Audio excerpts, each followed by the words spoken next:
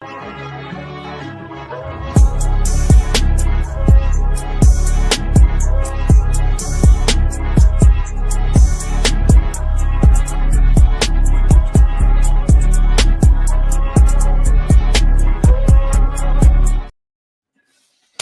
it do, YouTube? This is your boy D Jizzle, and I am back with another off the Plizank with my lovely family, man. You know what I'm saying? We are here, we are in the house, we are here to have a good time. You looking like Mr. Rogers over there through the glasses on. It's a beautiful day in the neighborhood. It's a beautiful day for a neighbor. Would you be mine? Nah, but definitely glad y'all came to kick it with us tonight, man. We definitely Ava, get off your Xbox. Oh, okay. Got told. shout out to Ava. But yeah. Hey, we give you the nitty gritty. We give it to you real, man. We Now get off your Xbox. Yeah, there it is, off the Xbox. But yeah, we got a dope episode. It's gonna be a real fun one tonight, man. We got a duo. It's gonna be crazy to see how this episode goes. We got more so teacher and student in the game, so it's pretty fun to see how this whole thing evolved on both sides, from the teacher and the student. So it's gonna be fun. Make sure to drop your comments in the chat. You know what I'm saying? Any questions y'all have for them as we're going, as always. Keep it respectable, of course. I know we like to party, but I want this episode to be kind of, more educational and more informative tonight. You know what I'm saying? So we can kind of influence some of the youth and some of our, younger generation, and definitely get into this hobby. So we're definitely gonna make strides in that. But before we get into that, I gotta make sure I check on my people. So how y'all mental this week? How y'all feeling? How y'all doing? Man, everything good, bro. Living life. You know what I mean? One day at a time. Yes, sir. Glad to hear One day at a time. I'm gonna remove Banner for a second, and we're gonna bring her back. Yeah, there we go. Yeah, I think, I don't know. Maybe Ava got on the the internet too. Hit the router or something. The router started messing up. But I'm glad y'all are here, man. I'm glad y'all are definitely tuned in. And for y'all, hold on now. That was me. I had to click on to something so I could scroll down. You good? So we ain't got there yet, but you know what I'm saying? Y'all in the chat. Y'all make sure y'all hug y'all people, man. You never know what nobody's going through, man. You never know what nobody's going through, and sometimes that could even help you too, just by giving them a hug. Might be able to help you out. You know what I'm saying? So yeah, for sure. Make sure y'all check it in on y'all mentals throughout the week. Make sure y'all mentals are good. Hey man, what's good? You back? Good. Ava not giving you hell no more. My internet was tweaking on top of all that, but I got it fixed. We just got a sneak peek in your life, you know what I'm saying? See what you go through. Sorry, guys. It's all good. But I mean, for everybody else in there, y'all make sure y'all hit that like button for me, man. Make sure y'all subscribe, show love. Definitely consider joining the members only, man. I'm dropping a new video after this podcast. It's gonna be a new video. You get to see some behind the scenes things of what I got going on. So definitely support your boy and show love, man. I appreciate y'all. Brian is who's making me laugh, bro. I appreciate y'all, man. But before we get further into it, y'all make sure y'all go ahead and grab y'all snacks, grab y'all little drink. You know what I'm saying? We're gonna go ahead and pay these bills real quick, and then we'll get further into the show. Shout out to Grey Rider Reptiles, one of the leading share testing brands in this hobby, as well as breeders of the ball python community. They have numerous tests ranging from the elevated one to most like sunset and are growing every day. If you're wanting to find out the genetics of your ball python, just send it in to Grey Rider Reptiles and they'll take care of you. Their website is www.sharetesting.com. Let them know that I sent you. Hey man, shout out to the unofficial sponsor of the channel, K Jizzle. Rising B-list celebrity in this hobby, KG got that all-around great knowledge, and he's also a great guy. If y'all aren't in the Patreon, it's a problem. And as always, it ain't a project unless you put a bomb in it. Oh yeah, and make sure you send the link. Shout out to BNS Reptilia. distributor of coconut substrate The Chipper, and their premium coconut substrate Cocoa to Go. BNS prides themselves on immaculate customer service and always putting their customers first. You can reach BNS Reptilian on Instagram for your substrate needs. Tell them that I referred you. And once again, thank you for being a sponsor, BNS. We appreciate you. What? If you playing a game, what is that? I was feeling real festive.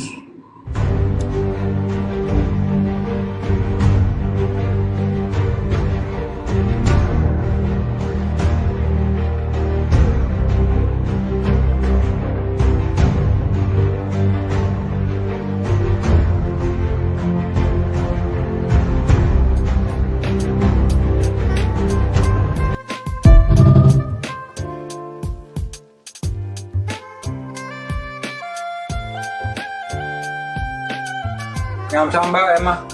I'm a slave for you.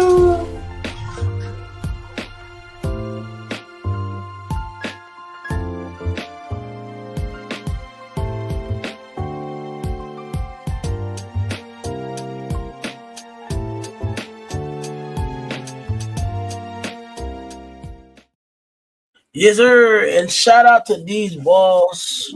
Pause. Shout out to Dylan, man. That's definitely another sponsor. We're working on that video, so we got that coming soon. But before we bring out our special guests of the evening, let's go ahead and say hey to our family that's always checking in and always showing love. I gotta ask you something. What's up? When you're getting chased down the hallway, what did you mean by you were feeling festive? I have no idea, bro. I don't know. That was the first. Listen, that was the first thing that came to my mind. First of all, I don't even think I even knew I was being. Did I know I was being recorded? I don't even know how to. I can't remember every episode. And you know what? For some reason, it just fit. It fit there, and then I tried to put Brandon's game show right behind it. It just fit for some reason. I don't even know how it worked.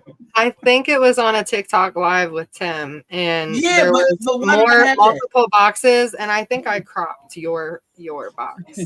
But I'm not understanding. I don't remember why. I think you were bullshitting. I don't know why you were on that. No, I was playing with the filters on TikTok, bro. That's what it was. It had filters on TikTok, and I was on Tim's TikTok, and that randomly popped up. And then I think when he added me to the thing, it just was fucking festive. I have no idea. I don't even know why that came to my mind, but that's the first thing that I thought of, and I just ran with it. I don't know. It's like this sometimes. Gosh. But yeah, I'm glad I can make everybody laugh.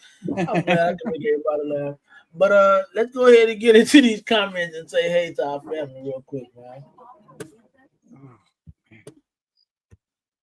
James Perry, what it do? Silent assassin. That's first, always first, you never last.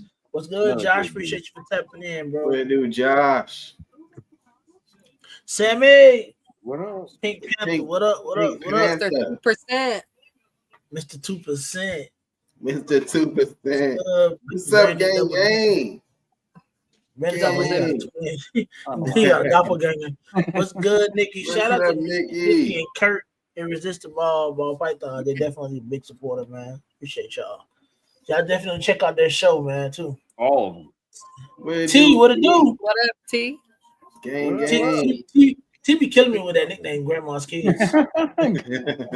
What's good, Ken? Another supporter. Ken again. Make sure y'all check out Ken's show too later on at the evening, 9:30. If y'all don't catch Eastern that show, make sure y'all catch the More Ford show as well. Another show that's coming in on Wednesday at 9:30 p.m. Shout out to one of the big bros. Keys, what it do? Appreciate you for tapping in. Y'all make sure y'all tap in with the Whiskey. Yeah, man. Whiskey Network. Atlanta. Yes, sir. We will be in Atlanta. They will definitely have a dope show, dope podcast coming up next week at the I might pop up, man. I might pop up. Show. I'll be watching from my phone. And if y'all happen to not catch the Genetic Canvas show on their network tonight. Y'all make sure y'all hit that replay gang on that as well. Dambala, what's good? Mark and Tiff, appreciate you for tapping in. They always showing love. Another dope supporter. Appreciate y'all. And they are channel members. So definitely double salute to y'all. I appreciate y'all tapping in and supporting, man. There you go. There you go. Playing games. You think we got to be on time. The sponsor has spoken. What it do, Raj? Appreciate you for tapping in, bro. Raj. Is there another big supporter? That must have been when I yelled at my kid. Bro, what's crazy? My internet was tweaking, right? And it said I was muted, but y'all heard me, and I was like, "Oh my god!" It said I was muted, though. I swear. Like, did you kick yourself? Straight off? Kids. I did. Good, Pat? What's good, Pat? I Another supporter. What up, Pat? My internet. So. Another major supporter in the game, taking the game in strides, man. Shout out to you, Pat. Appreciate you, bro. I know we got a couple more. They said about 2 or 3 more before we bring our guests on. Shout out to Dr. Joe for double dipping. I'm guests in the comments yes, sir, it's gonna be dope. The Sultaness made up that word of support. What's good, Sean? Appreciate you for tapping in as always. Let's hit one more. The banner froze. The banner freeze. How you moving now? I think she's going through. Aaron number 3. What it do? Appreciate you, bro, for tapping in.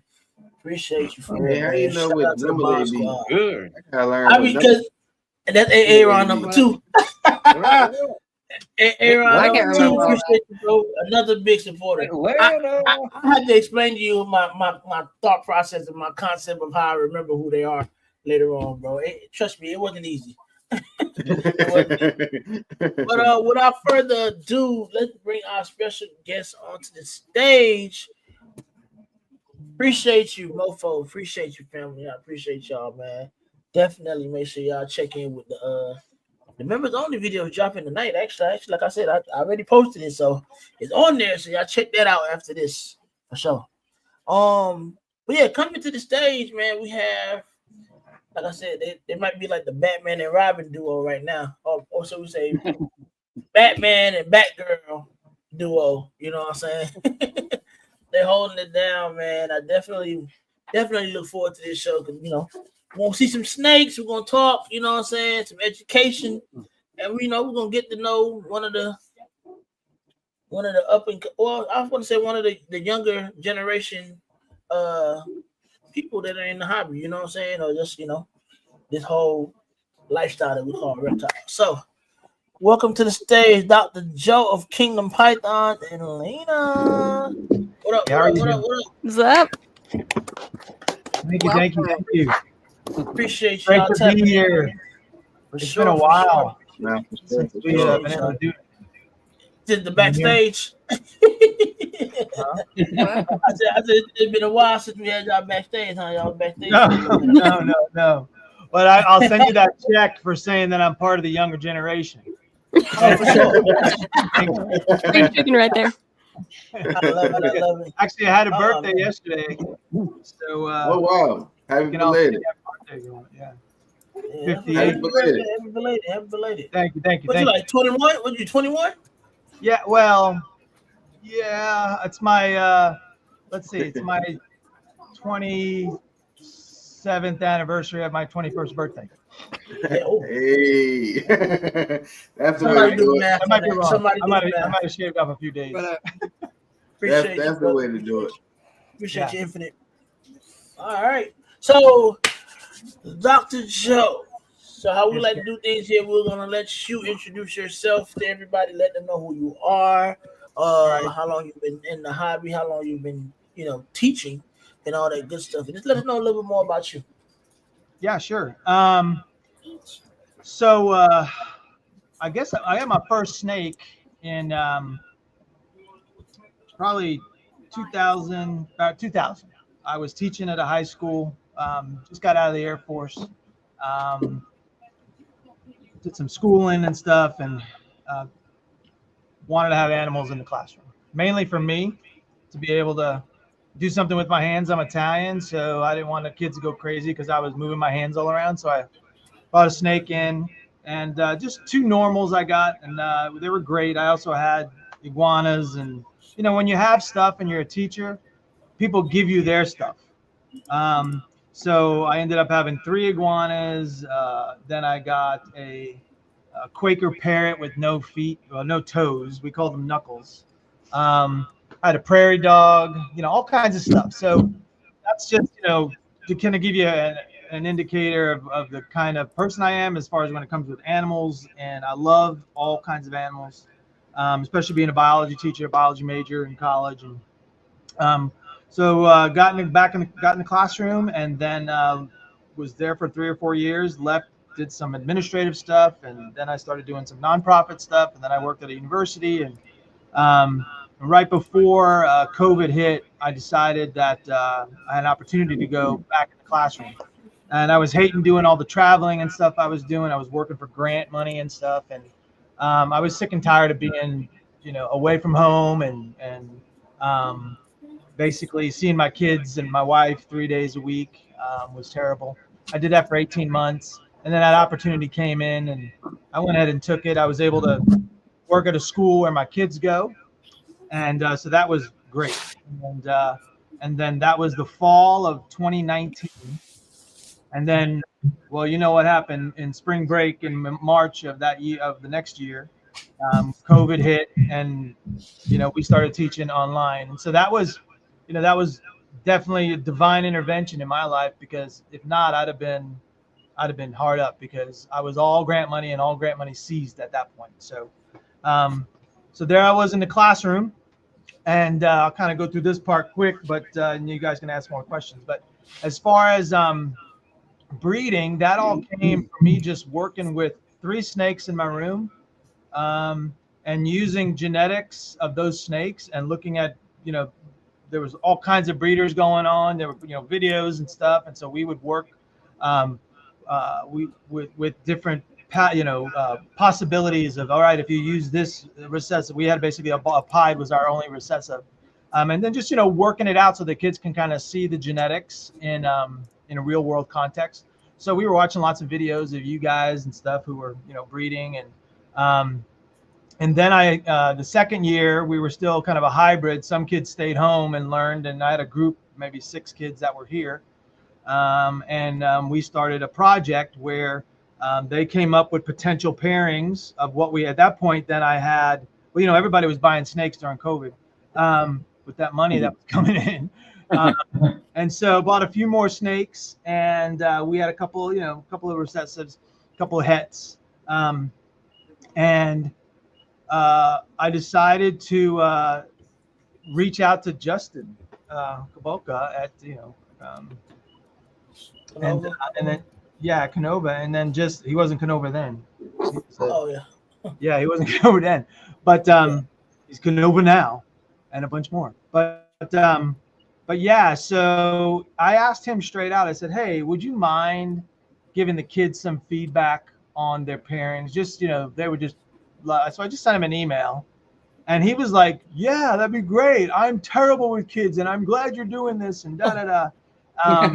And so he did, and the kids just like, here's this guy, $1 million breeder who is reaching out and, showing what they needed. And he basically was saying, what you really need to do is get a het pied for that visual pied you have, if you're going to start breeding.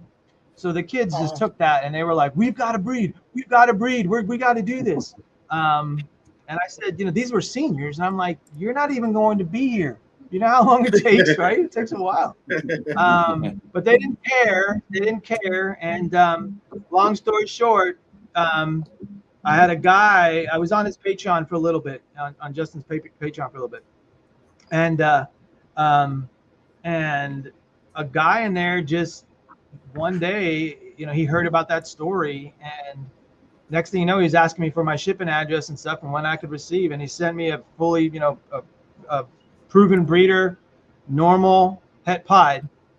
And so we had our first breeding pair, and of course, everything went perfect. She gave us 10 eggs. Wow. You know, it was perfect for the genetics class because we, you know, probability wise, you're going to get 5 and 5 out of 10 eggs, right? You should get 5 normal hets and then 5 visuals. We didn't. We got 6 normal hets and 4 visuals.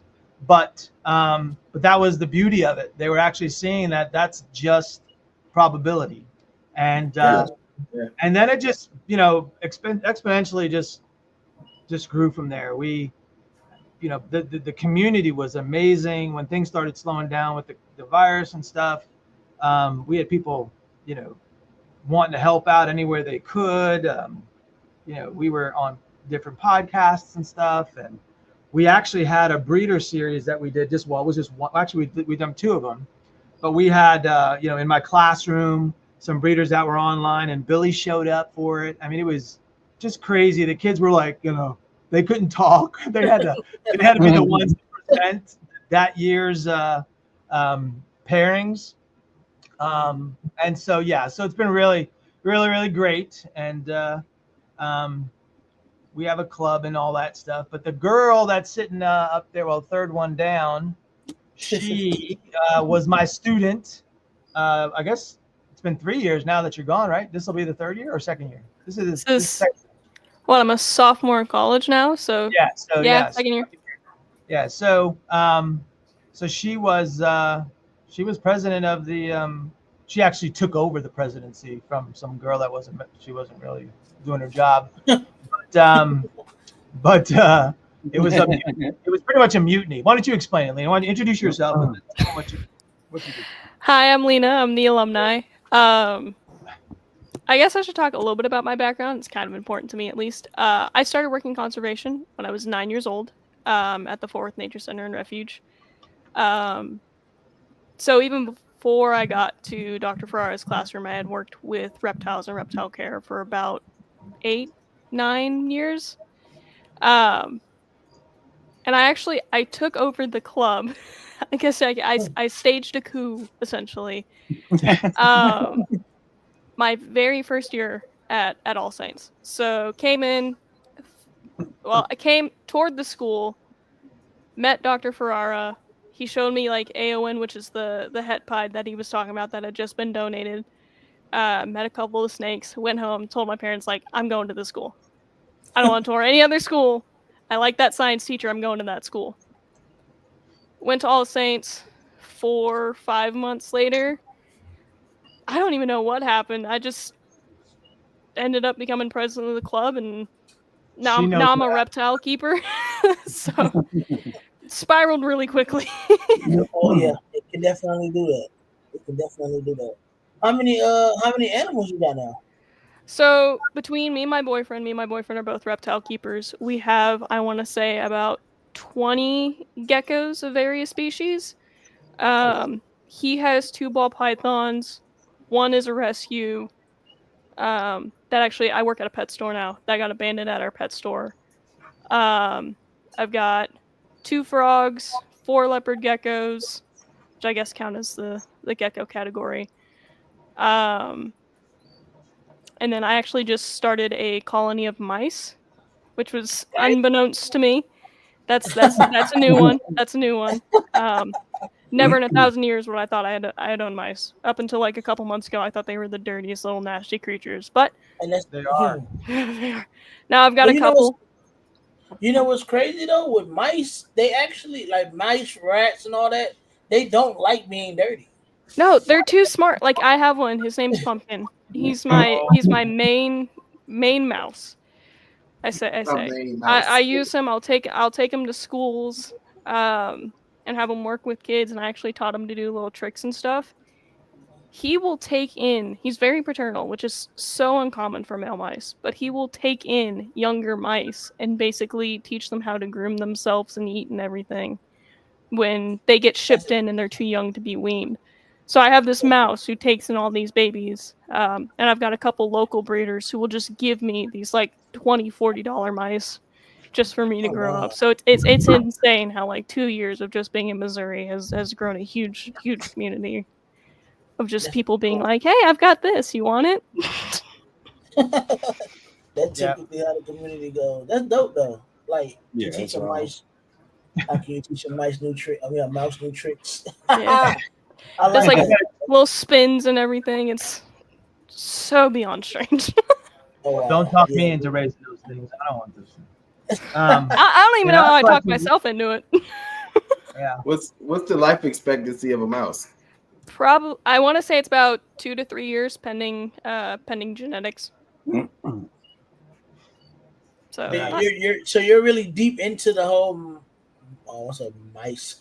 Well, the whole mouse thing, like genetics and all that too, as well. I just recently started learning them. Okay. I tried just because I'm striving to be a teacher one day. So genetically, I try to learn as many aspects of the animal world when it comes down to genetics, so I can use them as certain examples. Yeah. Because what really helped me being a student was being able to see the ball pythons, work with the ball pythons, put the Punnett squares from there. But some people understand mammals more than they understand reptiles. So I've kind of been slowly teaching myself. This has been in the last couple weeks, slowly teaching myself the mice genetics and everything. So That's Nice. pretty interesting. Never That's heard pretty anybody cool. like get pretty into cool. mice like that. Besides the mice fanatics on Facebook, because Facebook got them all. They all on Facebook. I didn't even know. as soon as this colony is done, I'm not getting any more mice. I get the That's one what you say. colony, and I'm done after that. That's what you say now, and then next year, whoop, they got another colony, and then Yeah. whoop, they got another colony. Yeah. Exactly. Exactly. It can escalate very fast. Yeah. But I'm gonna let me But put every 21 days. Yeah. 21 days. Trying Well, to we're trying to gonna- work my crested gecko breeding project right now. That's gonna probably be the breeding project for me down the line. Okay, Nice. okay. So who have you been watching as far as Crested Gecko? I know you've probably been to get information and research on it. Yeah, so I actually started mentoring. So I got my first crested gecko, I want to say about 2021, 2022. And I actually got him at the NARBC back when it was still in Arlington, from a breeder called Third Coast Geckos, and she took me under her wing and just started teaching me about everything. She found out I was so passionate. Like, I kept sending her like daily updates on this gecko, because the one I bought from her was one she was really, really passionate about, but just ran out of space in her collection to keep. So I kind of became more and more interested. She knew I had been breeding ball pythons in the classroom, kind of got a little more interested in the crested gecko genetics. So she mentored me for a little bit. I started working with a couple other breeders. Jumping Jawbreakers is one. I've got Christus Critters is another one. Murderous Morphs. They all just kind of took me under their wing almost. They've all kind of helped me along and learning and everything. And then Third Coast actually sent us a couple more crested geckos to get our breeding project going. So here in the spring, I'll be pairing my male, which is a cream red base harlequin, to a phantom confetti Dalmatian. So I'm hoping to get some high reds, and then I'm raising up a pinstripe lily white to hopefully get some red lilies here in a couple of years. Oh wow! So You sound like you're a lot more advanced than I was when it came to the crested. I still got the 4 crested geckos that I got, and that's what I'm labeling them as crested geckos. I ain't giving you no traits. I was with you when you said Dalmatian, and I was with you when you said Phantom. And I know what a lily white is, but all the extra confetti, I know it's like it deals with the Dalmatian spots, but see, they gonna get a little too advanced. They gotta slow down a little bit. yeah. The nice thing about them though is, like, as opposed to the ball pythons, at least you're like, oh, you have that color, you have that color, I'm gonna pair you and I'm gonna get that color no matter what. So it's basically, they're more of what looks cool, what can I pair together, other than drawing up the Punnett squares, which is the one thing I do miss when working with crested geckos, is doing all the Punnett squares that I gotta do with the ball pythons. Don't worry. At the rate crested geckos is going, it'll get there. It'll get there too. Hopefully. Yeah, it'll get there. So for someone new coming in and they hear you say Punnett squares, can you give a easy definition of that? Yeah, I can actually tell you what my zoology teacher was talking about this morning. Essentially, breakdown of genetics. You've got heterozygous and homozygous. Hopefully, I get that right. Dr. Farrar will definitely correct me if I didn't. Grading you It's been a right long now. day. And basically, think of like a tic-tac-toe board, a little tic-tac-toe board for genetics. So you've got big T, which are your dominants, and you got little t, which are your recessives, essentially. And basically put those all together, and it's like your odds and probability of what genetics you're going to get. So your big T's are always going to squash out your little t's, unless you've got two little t's together. Then you're going to see your little t's. So the common example that a lot of teachers like to use, especially in middle school, are the red and the white flower. You put the red and the white flower together, and sometimes you get red flowers, sometimes you'll get white flowers, and then sometimes the genes will mix when you get just the right combination, and you'll get a pink flower. But I could talk hours for genetics if you let me. I think that was a great. That was a great example. Great breakdown. That was a great breakdown for sure. Yeah, I'm Dr. with you. Jordan, 319. you've been doing something right, because she remembered that all the way through college. Well, she was talking about her zoology teacher. She said well, never mind. Well, it had to start somewhere. Hey, I gotta take a nap while she was talking about Punnett squares. I already knew what I was doing. I'm glad I can help. All right, so I got a question for both of you with the ball python Punnett square topic. When we say, all right, our lingo, the terms, incomplete dominant, codominant, recessive, all of that, does that bother you scientifically, or do you just understand it as just the lingo of what we do? Yeah, it's it's the lingo. The dominant recessive, codominant, incomplete dominant, they're still arguing. If you look at, talk to some of the people doing genetic testing, they'll tell you the same thing. There's a lot of ways to kind of interpret it. What it comes out to is that as long as you're, not, compromising the Mendelian genetics, which is what we're working with the dominant recessive stuff, so you don't want to have your own way of doing things and then put those combinations on your tags for your snakes or your geckos or whatever. So no, it doesn't bother. It never did really bother. I don't know if it really bothers anybody.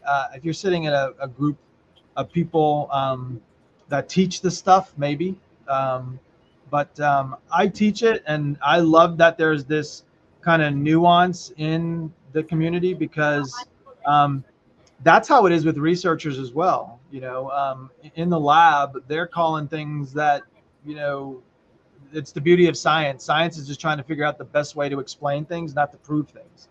And so, so as long as, you're maintaining those things that are kind of common, like those rules, the rules to Punnett squares, I'm fine with it. I don't have a problem with it. And I think there's something to say too about every scientist has their own language. Whether you're studying soils or conservation, animal sciences, genetics, like everyone is going to have their own scientific language. They're all going to have like their own names for everything. My degree specifically, I'm taking this zoology class, which is something I wanted to take, but I have to take a soil lecture. So my soil science teacher is going to use different terms than my zoology teacher when they're talking about, the breakdowns of families and all these different phylums, and it's all a different language, but they're all saying the same thing. So I think it's just like speaking English versus Spanish versus French, same words, same meanings. And they're all talking to the same people, so zoologists are talking to zoologists, so they all understand. We're talking to ball python breeders, everybody understands. If people, Gotcha. People get upset with that, then that's, but that's all science is. Those each group, they have their own conference, they have their own hat, they have their own little way of doing things. What do you call the study of soil? Ooh, as what I've learned and what my soils teacher will argue, there's no good name for it. Just because it's bracket under soil, but you have soil conservationists, you have your ecologists, you have your bug people who study the bugs in soil specifically. You have your water people who Yeah, studied the water and soil interactions and how that makes the soils that is interesting. break down, how it makes them acidic. So soils is soils. Dirt is dirt. That's crazy. That's Let's think about about it. Yeah, I tell my students, dirt is what's between your toes. When you're talking soil, it's soil. And usually it's just called soil science since it has so many different aspects to it, But yeah. That's interesting. Dirt I've never is what's heard between anybody your talk. toes. No, Yeah, for soil real, is I've what never heard anybody talk about that. Dirt's in your toes, yeah. That's So I interesting. learned about soil because I wanted to make. So when I was making my bioactive enclosure for the snakes, is like for the ball pythons I had in the tanks, I had to learn soil, and I had to learn the microorganisms and all of this stuff that you need to actually make it work. Right. Like you can't just put dirt and put plants and think it's just gonna happen. Like That's right. Bioactive. it's a lot called of a bioactive. it's Yeah. a lot of stuff that goes into it. Yeah, we did that in the class actually. When we get a chance, I'll show you some of our stuff. Yeah, you're totally right. The kids wanted to go in and just start putting stuff in there and planning. Now let's get a lizard put in there. And I was like, wait a second, we gotta kind of see, what's our plan going to be? What kind of lizard are we going to stick in there first? So initially they were like red-eyed crocodile skinks, of course. And so we're looking at them, and I said, all right, let's get a couple of other ideas here. And we had a potential person that was going to give us one, but I didn't just want to take. I want the kids to kind of, work it out. And so they started looking into it, and then behavior-wise, they don't really come out much. Like you're going to be looking at plants and what kind of plants do they need. So we started there. We started like working with. We knew the type of soil we were going to need because of the options that were there. And so it was going to be somewhat tropical.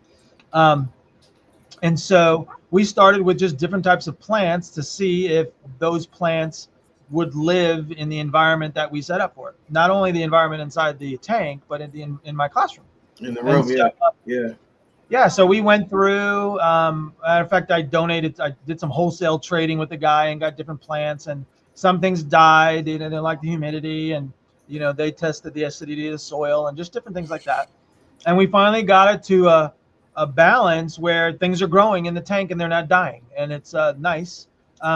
And then we were able to get a lizard, the first lizard in there, which is a green keel-bellied lizard. The ones with the long tail. Yeah. We got a female, and she's in there thriving. But that's part of it, and I think that's great that you kind of took that time, because most people are just going to go buy a bag of stuff, throw it in there, and think they've done bioactive. But understanding how all of those things kind of work together is huge, especially in the health of the animal, for sure. Yeah, I can agree. It was amazing because when I was first getting into it, it was so many people against it because ball pythons don't need that and it's not gonna work and all types of craziness. And then I started talking to like some fish people, and they were saying the stuff inside your fish water, because I had a snapping turtle, and they were saying like the stuff inside the snapping turtle water and the nitrates and all that poured inside the bioactive to help jumpstart the whole system. And then once it did that, it just started flourishing. Mm-hmm. Yeah, for sure. It's fertilizer. Yeah. Yeah, we had I think Lena, you might have seen the hydroponics unit that we had. Yeah. So we had hydroponics, where we just we were growing different things. We grew different peppers and just different kinds of stuff. And you have fish in the bottom and you have plants growing on the top.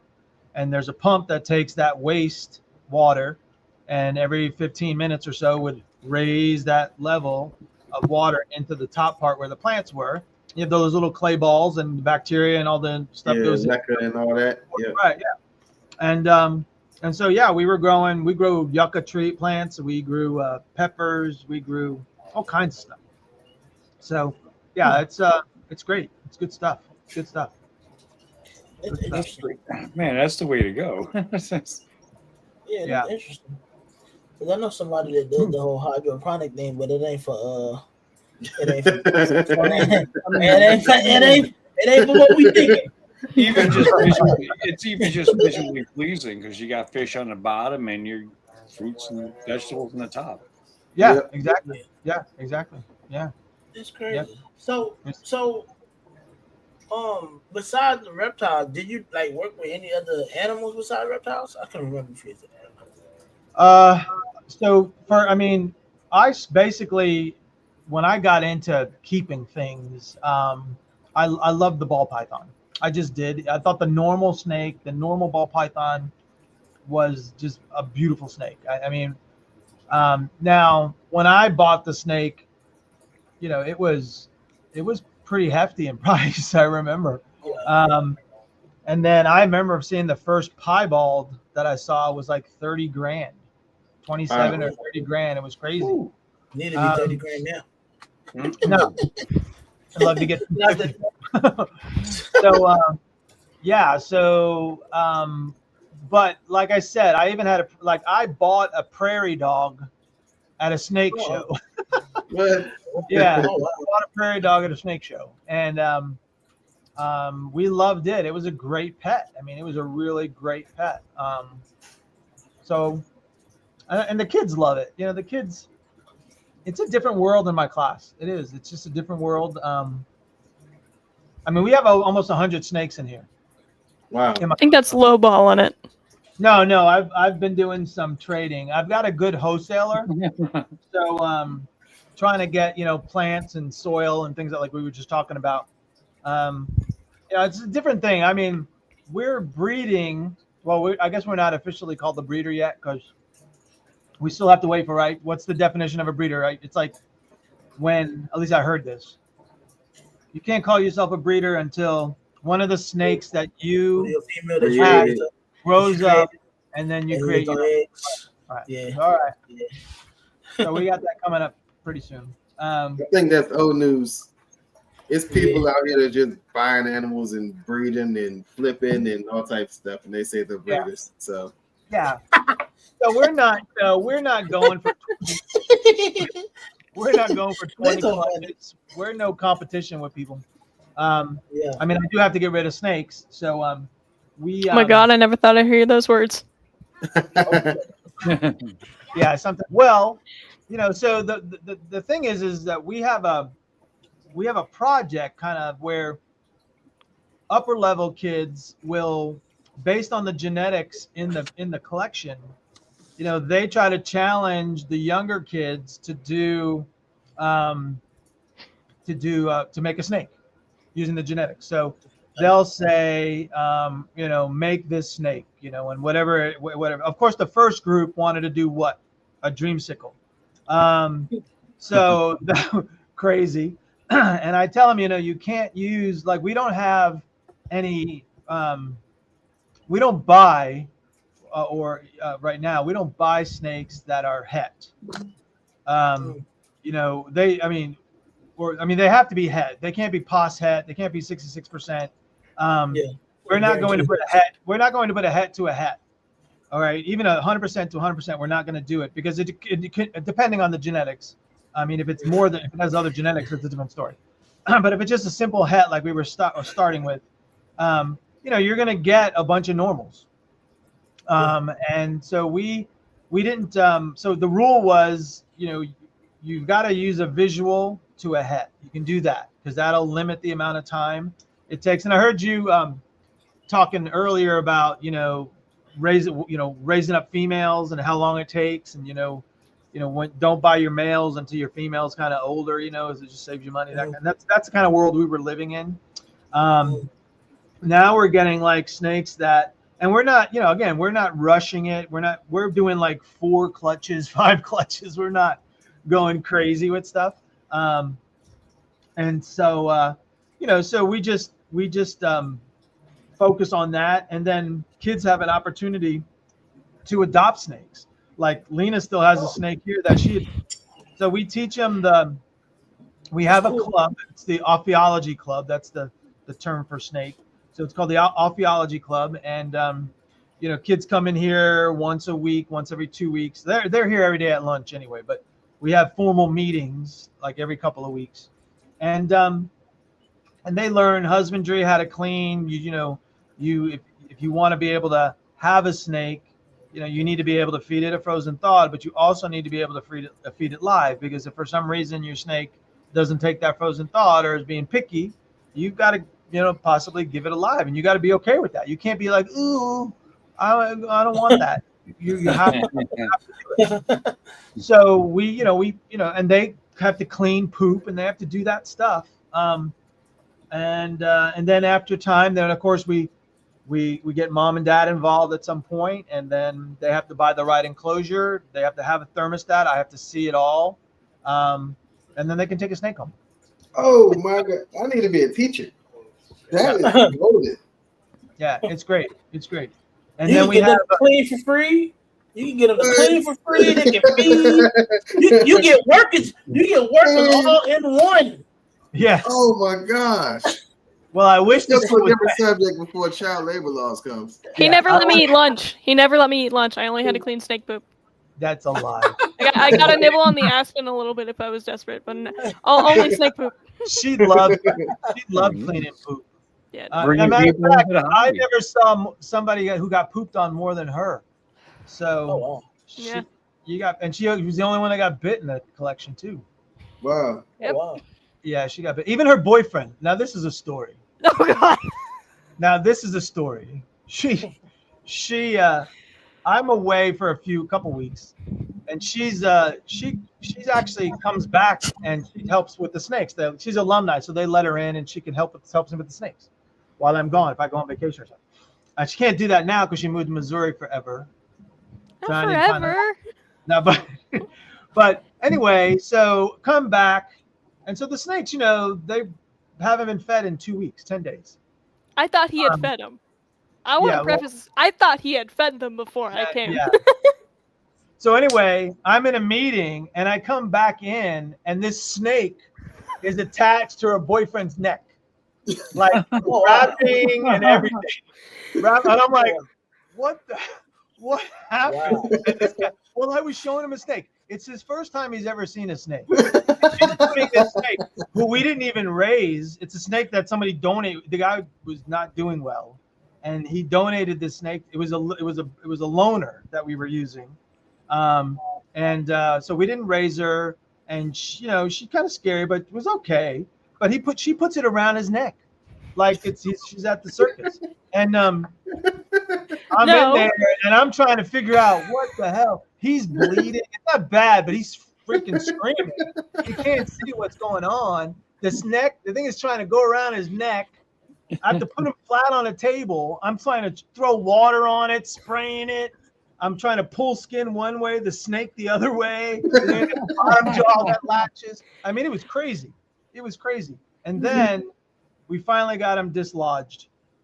And then he was like looking at it and like went to the bathroom, was like taking pictures and showing it on social media and stuff. and then he was like, "Is she okay?"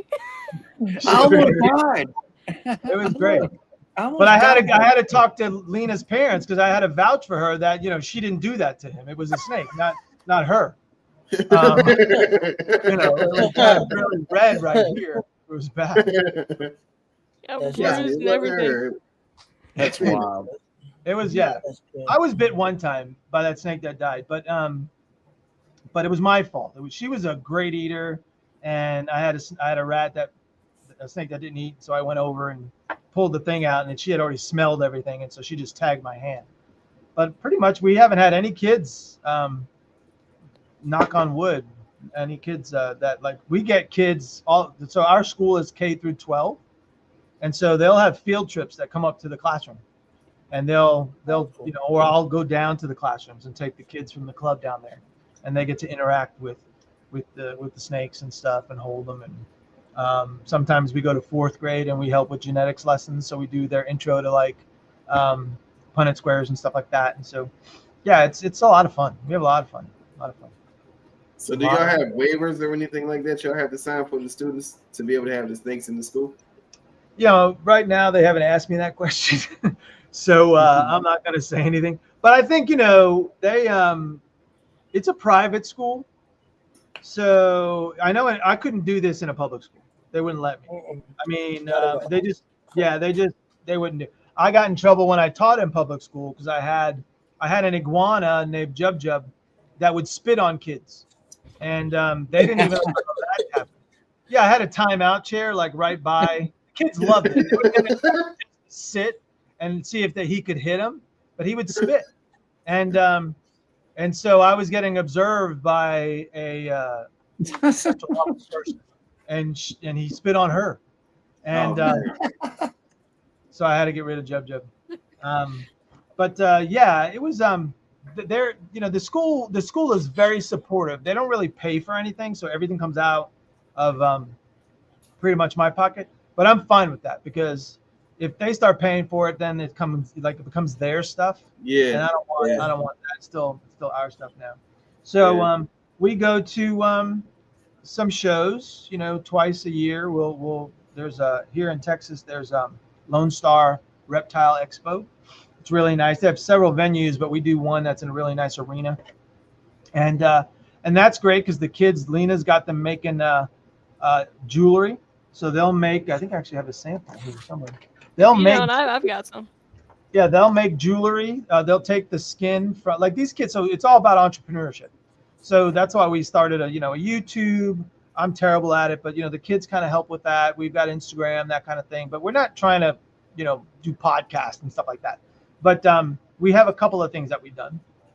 And but the kids, they'll have the ideas like, they design the logo, or they'll come up with like, all right, so if somebody buys the snake, maybe we should have a piece of jewelry from that snake, and then this way they can wear the jewelry when they're not with their snake.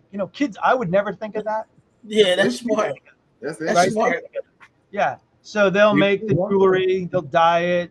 Alina she taught a group before she left, so now they're picking up where she left off, and so we'll sell stuff like that to make a few dollars here and there. We've only sold at a show maybe 10 snakes total, which is fine as long as it pays for the table.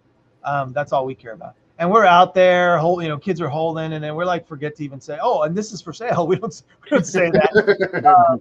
But the first year we did it, the kids made the prices, and then I had breeders come and evaluate their pricing, and why did you make that snake, $600? Well, it has 5 different genes in it, but it's like pinstripe and pastel, and it's those kind of genes.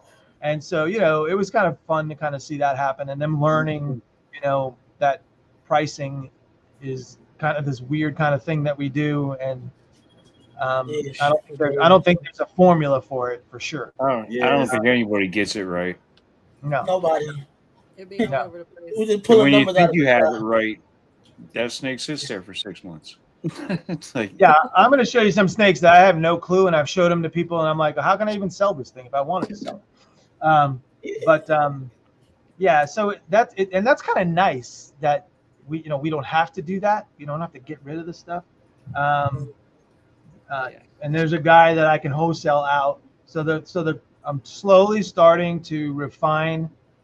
I think I like how Ozzy says it. He says you just need to every year upgrade the genetics, and so that's what we're trying to do, is try to keep the powerhouse kind of genetics that we have, and those are just going to get better and better, and then using the others to get rats. We've had so much support, like Holly from Texoma Exotics. She's been amazing to us. Yeah, she's been amazing to us. She was doing her own rodents and stuff, and she'd come down here because she was giving live rodents or selling live rodents to other people, and she'd always bring a bag of frozen for us, or we go drive up to Durant where she's at, and and then people with we've got an ultrasound machine that it's an older one, but it was donated to us. We use it to track stuff, and we do genetic testing. These kids are more advanced than we are. The kids are way more advanced than we are. I'm going to tell you, These to go to high school. This group was actually, they talk about the genetic testing and when it all started and stuff, but Dr. Seidel, who really started pushing that into when she was doing in her class at Eastern Michigan State University. Yeah. We were, I think maybe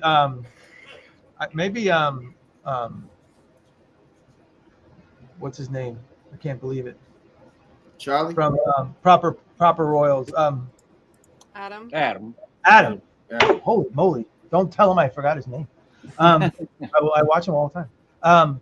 It's been a long day. So so he actually started a conversation with her. He had, I think, one of the first shows that Seidel went on and started talking about this genetic testing. I know they were doing it in other places, but we had already started conversations with her. She actually worked with us. We were trying to develop a classroom protocol that's similar to what she does, and we don't have the equipment that she does. And so we were working back and forth, and we developed for actually lavender albino. And the reason we did it for lavender albino was because we didn't develop it; she developed it. But we made it to where it would work in a classroom, that we could use the materials and machinery that we had. And so, so we can do lavender albino, which of course with the first dreamsicles happening, that we needed to be able to tell if some of our snakes, were het for lavender albino, because that was we had our first pairing for anything lavender. They were 2 hets, so to start off we had to do that. So yeah, and now we can do piebald and we can do hypo as well. And so I'll show you. We have the kids have created protocols. Like now we have they have their science posters that they've created and done, and it's pretty cool. Yeah, they get into it. They really get into it, and it's a lot of fun. It's a lot of fun being a teacher, for sure. So to do that genetic testing stuff and come up with the process for your classroom, is that something that you can do at home? Sure, yeah. Charlie's doing it with just like household stuff, or do we need some special types of stuff? Oh no, yeah, you need special stuff. You need so you need what's called first off, you need the primers. So basically simple genetics. When I talk to the kids about it, I say it's kind of like your grandmother's cookbook. Okay, every dish has its own recipe, right? So if you go to chapter 2 and you get the chicken pot pie, okay, that recipe is going to be specific for chicken pot pie. Every time you make that recipe, you're going to get chicken pot pie. Okay, now if you might change some things up, is it still grandma's recipe? No, it's different chicken pot pie, a little bit different.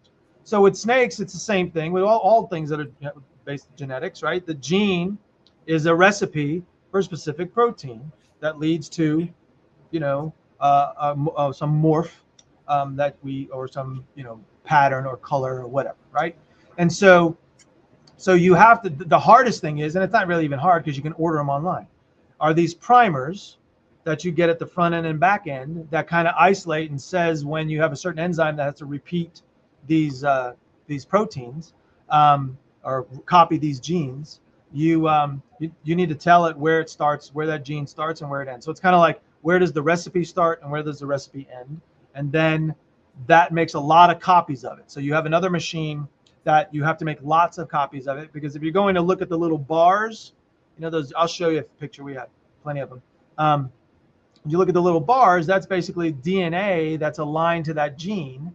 And so if you want to get a lot of those and see those, you've got to amplify it. So you put it in a machine called PCR, and that PCR machine amplifies it all. And then a lot of people are familiar with PCR from the COVID testing, like the PCR test. And so so that worked because it created a lot of copies, millions and millions of copies of that protein, and then of that gene. And then you can then do different things with it and test it. And so you need the primers, you need extraction materials like fluid to be able to take the DNA from the shed. You need we just use an electrophoresis machine and we just look at the bars. there's enough info out there that we can actually take what the lavender albino, for example, looks like, what that gel should look like. And I'll show you. Are you talking about the green screen with the green bars type Correct. deal? Correct. Okay. Yep. Lavender albino. It could be blue too. It depends on what you're using. But that's how we do it. We extract DNA from the shed skin.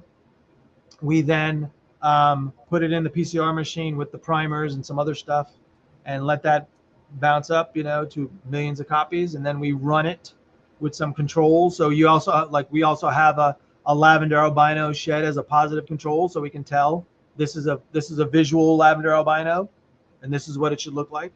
And so we know exactly when that comes out what if we've got a head or not.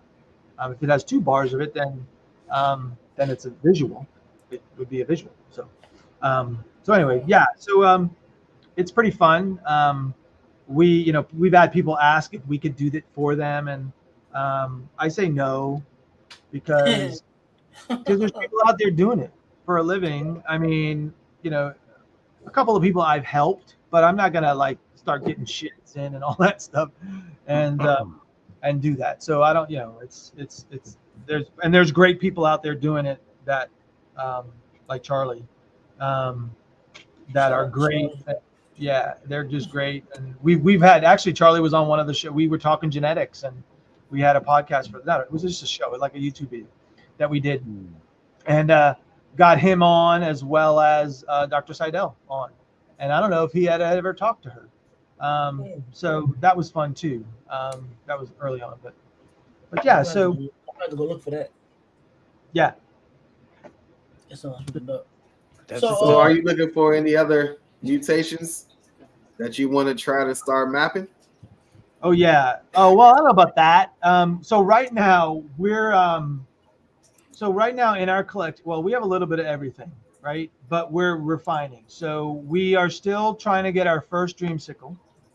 I think this year we'll get it, this season. We'll have the best odds, I'll say, this year to get it. You'll get it. Dreamsicle's one, but we're doing other things with it. So we've got, for example, cypress lavender albino het pied. We have blackhead lavender albino pastel het pied. We have blackhead pied het lav. We also have, we have a male and a female of that, so that's good. We do have a visual dreamsicle male. That this is kind of like, we waited for the female to get up, and then, like you were saying in backstage, bought the male. And so, actually, no, we didn't buy that male. That male was given to us by Earl.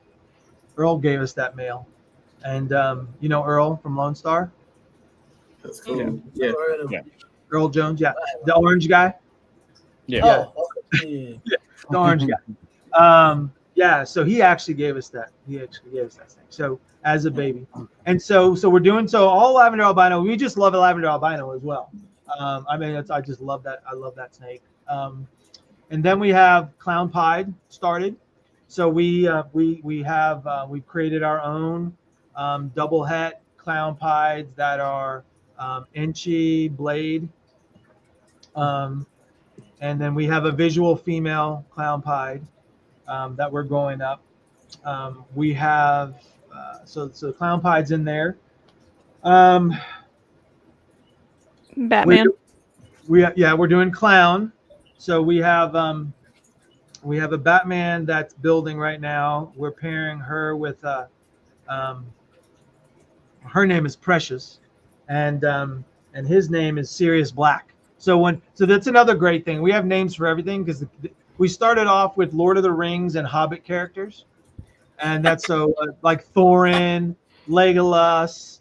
We had a Talia, but then we found out Talia was a boy, and so we had to change it to Talio.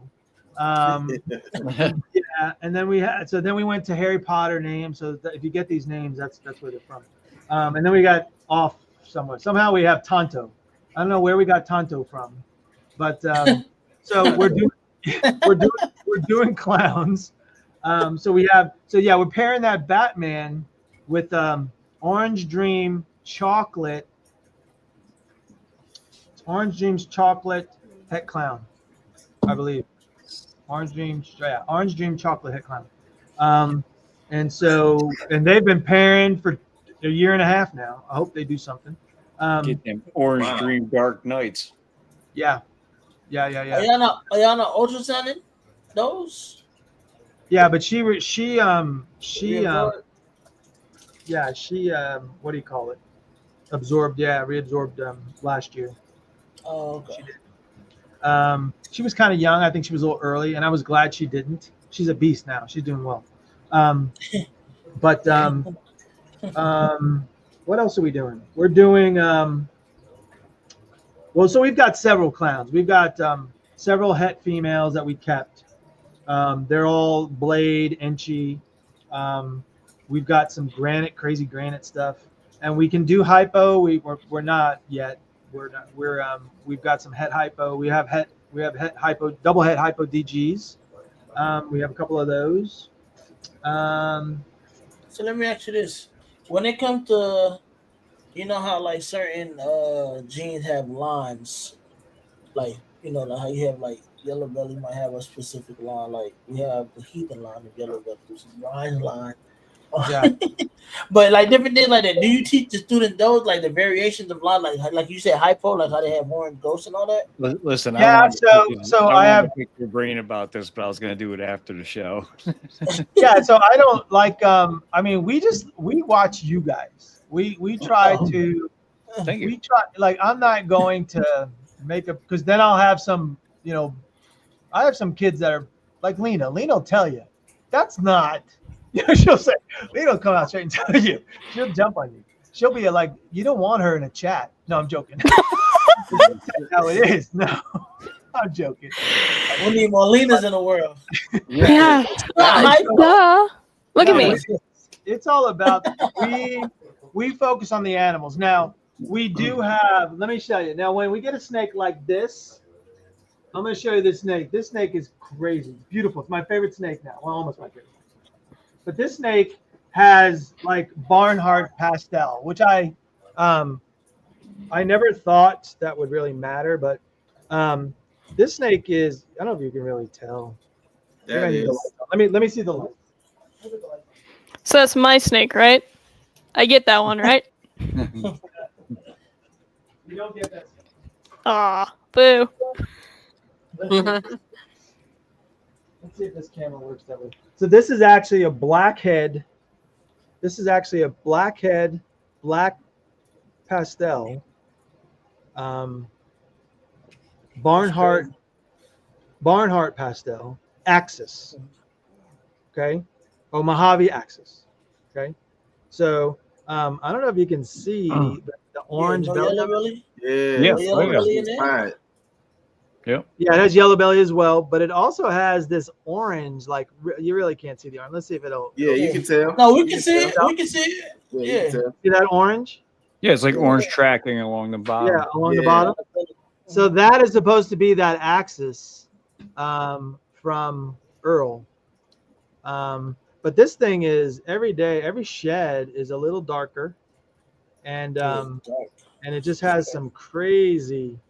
Just popcorn in underneath on the bottom, and look at the pattern on that. Party.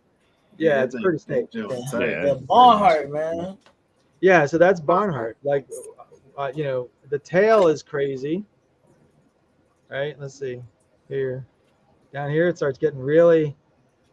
I don't know if it's focusing in there, but it kind of gets really, really patterned. Yeah. So. Yeah, so you get a snake like this, and then we can talk about Barnhart, and we can talk about different lines. But I don't really teach that stuff unless it's in the collection. Then, I might go into it. And if a kid asks a question, that's what you said. Like if it pops up, then you can talk. Yeah. about it. Yeah. In the club, we get to talk a little bit more about. See the speckling on the bottom of towards the tail. Mm-hmm. In the club, we get to talk about that stuff a little bit more.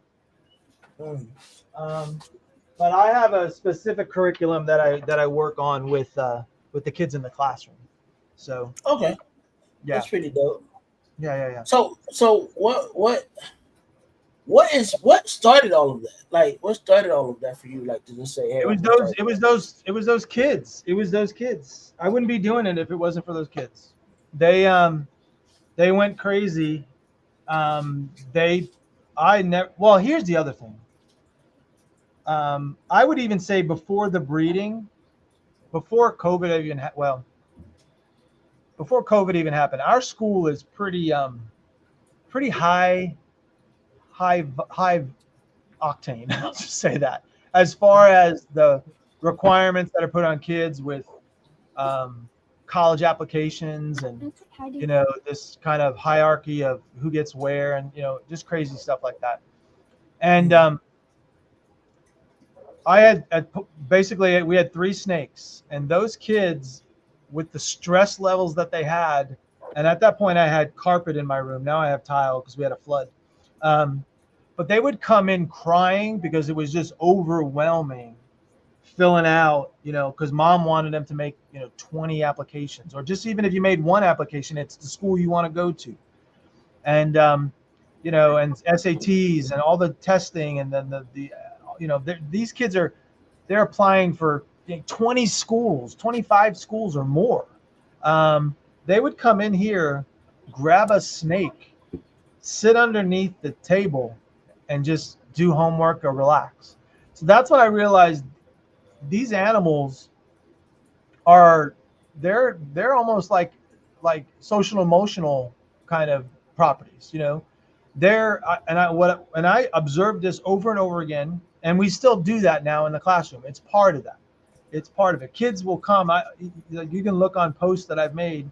Kids will come in here. Like, I have a group of kids that are right after they have their honors chemistry, and I hope she's not watching, but they're stressed out in that class. They're stressed out. They come here and I need a snake, Dr. Farrar. They come get their snake. These kids have their snake. They come up with if I pull this off, you can see the labels and stuff over there. They come up with the names. They decorate the little, these are all our, some of our hatchlings. And so they do all that. And they come get their snake, even though they're not adopting it. Like that snake, Tonto, I'm not going to adopt, right? Because that's something that's going to work in the collection. But they'll come over here, grab their thing, grab their snake, go get their computer, and they start doing. And you'll see photos. The kids are just working here, and either the snake is up there watching the screen, or it's in their hand, or it's wrapped around their arm. And what it is it's because we just happen to be in the same temperature range as those snakes, and so they, I think, are naturally, if we let them do it, they're just naturally attracted to us. And I've seen kids that say, like, I have a video of a kid who cried. Lena, you remember Hope? Remember? Yeah. I don't force. There's a rule. You can't force kids to have a snake. You can't chase them with them. You can't do that. And she really wanted to hold a snake, and she wanted 5 extra points on on some grade or whatever. She said, if I hold a snake, will you give me 5 extra points? She needed it. She was a senior. And I said, all right, if you hold a snake and sing a song, I will. Because I wanted to put the song in there because I wanted her to kind of detract from the snake. So she sang a song. She was crying. She sang a song. I think it was from Moana or something. I don't remember what the song she sang. But there she was singing the whole thing. That kid now, she was actually a junior. She wasn't a senior. She's a senior this year. She comes in, Lena, you have to see her. She comes in and she holds snakes. Oh, that's awesome. Crazy, just crazy. And it's story after story after story after story. And they'll bring in now, when people come to visit the school, to tour it, like Lena did, to look, they'll come in and they'll show, and kids will come and they'll want to hold a snake or maybe just touch it or whatever. And it's starting this huge kind of what we're known for, pretty much, which is crazy to think that these snakes can do that, and it's not about us making a bunch of money to pay for programming. It's not what we're doing, right? I use shredded paper. The business office shreds paper for me, that they're done with, they bring it in bags, they leave it in the front door, and I put it in a box over here because I can't afford buying bedding all that time. So we use shredded paper. I'll show you. You gotta do what you gotta do. Yeah, you do what you gotta do. Shredded paper. See that? Let's see. So that's what we use. And it works. Oh wow. It does work. It works great. How did that work with humidity? Well, you got to, you got to spray it down. I spray it down. And the good thing about it being recyclable, I mean, I can get it all the time. And so I spray down the back end. I don't really wet the front end, but when kids grab it, the water slops out and you get it around the side. Yeah. So I can just, and that's their snake, so they got to clean it out. But I spray it in the back, and where the hot side is, so they get the humidity up, and then I keep a pretty good bowl in there, and they're fine. And I change the water out. I have kids now. We change the water out almost every day. So at least with the hatchlings and stuff. The other ones, they're good, but they're always held. They're always being held. So we make sure that the enclosures or the tubs are clean, no poop and stuff in it, and So basically, that's how the whole thing really started. I mean, it really started by them just I'm like, wow. And then the kids are like, well, what, can we do this? Can we breed? And then after that first clutch, it was so crazy because when that first clutch came, all those kids were watching the video of the snakes that they saw pairing. It was crazy. Yeah, it was really crazy. You got a question too when you get a chance. You got a question from more forward. They said, what percentage of kids seem to adopt a real interest in the reptiles or ball pythons due to the program being there? So this will be the end of our third year. So we started really in 2021. So this'll, that was like just getting snakes and stuff. But as far as, and we've adopted, I can tell you exact family we adopted. We adopted out 17 so far. 17 snakes. To and some of that to students, yeah. Oh wow. And some of them they weren't all normals. Some of them were like really nice snakes. We 3-4 genes. We had a jigsaw het clown. I already have a jigsaw het clown, and a girl named Ava. She adopted it. She loves the snake, and she's a big help in here. And so people say, why didn't you sell it? Well, actually, it's kind of like selling it because that's one less rat I have to buy, right? One less rat, and you add that up over time. It saves a lot of money for sure. Yeah. So when you say and you know where the snake's going. Exactly. And I also tell them, if you ever want to bring it back, you got a place.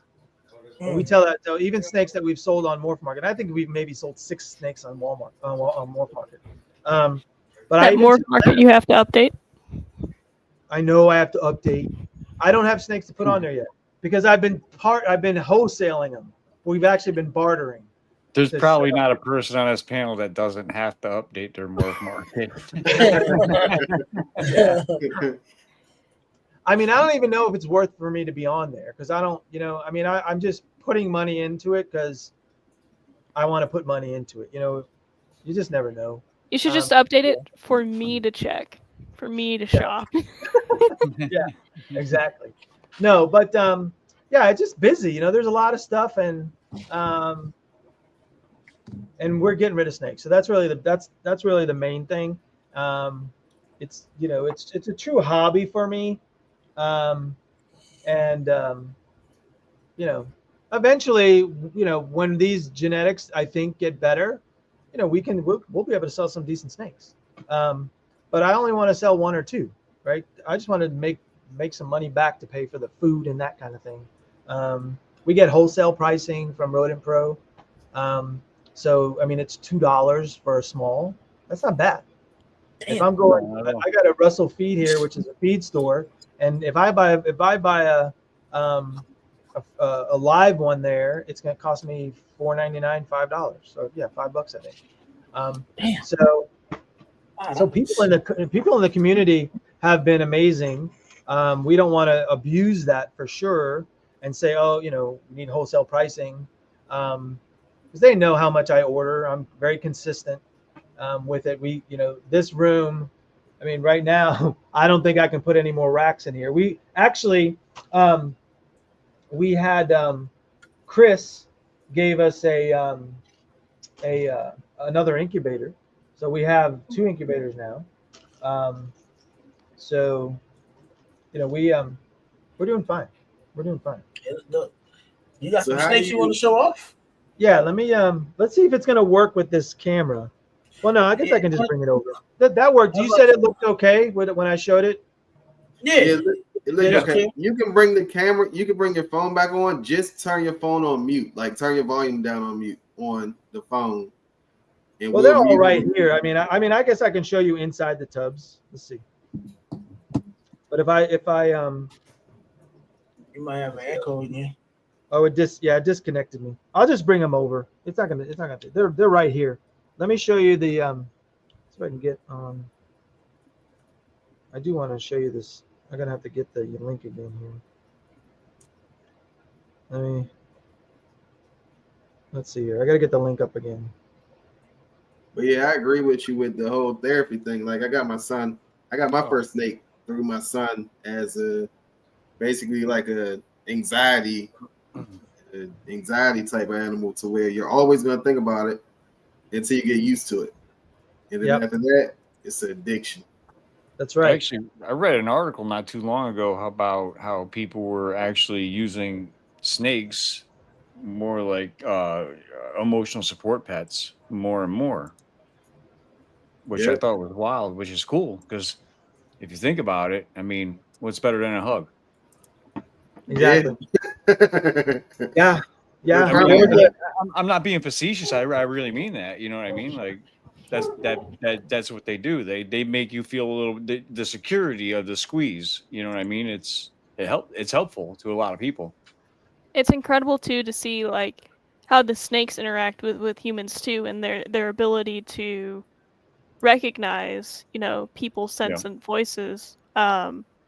This was something I was really passionate studying while I was in Dr. Ferrara's classroom, but National Geographic actually came out with a study confirming that reptiles, specifically snakes, and other related species, can identify individual human beings.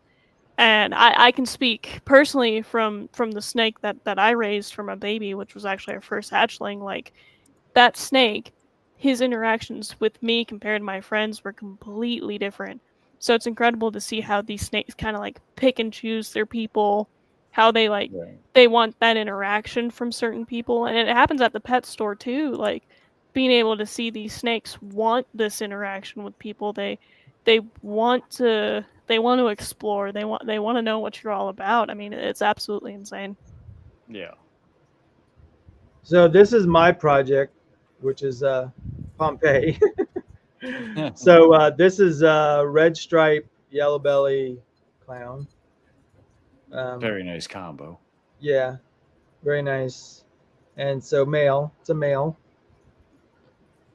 Then the distant relative of my red stripe, yellow belly clown.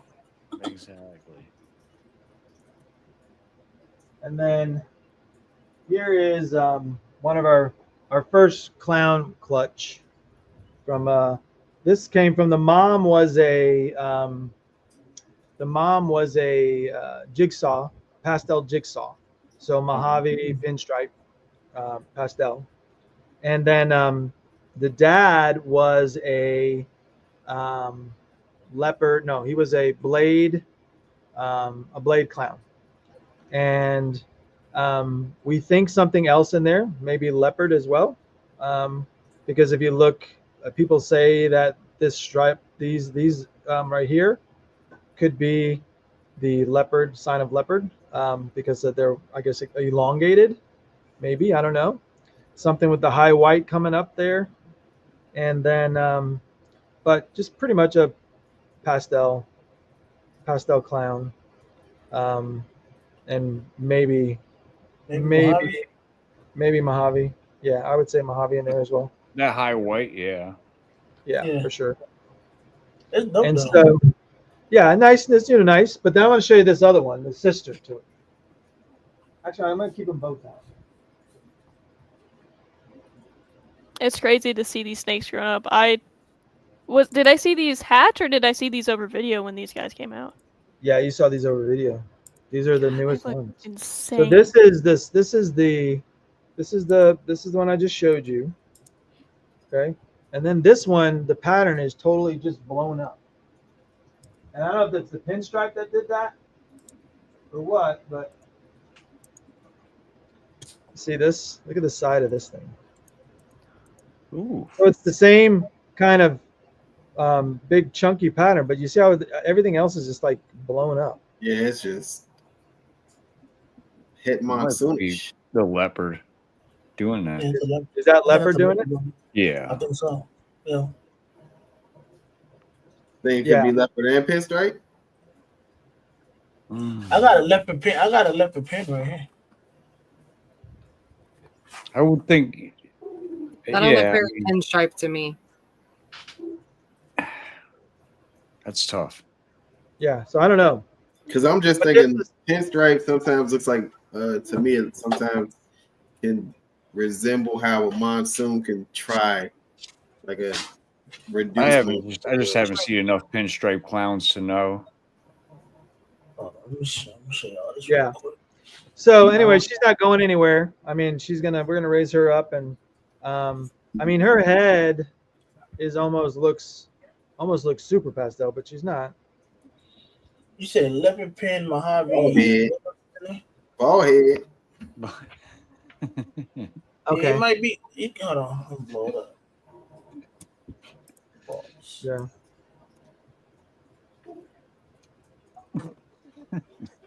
Yeah. Okay.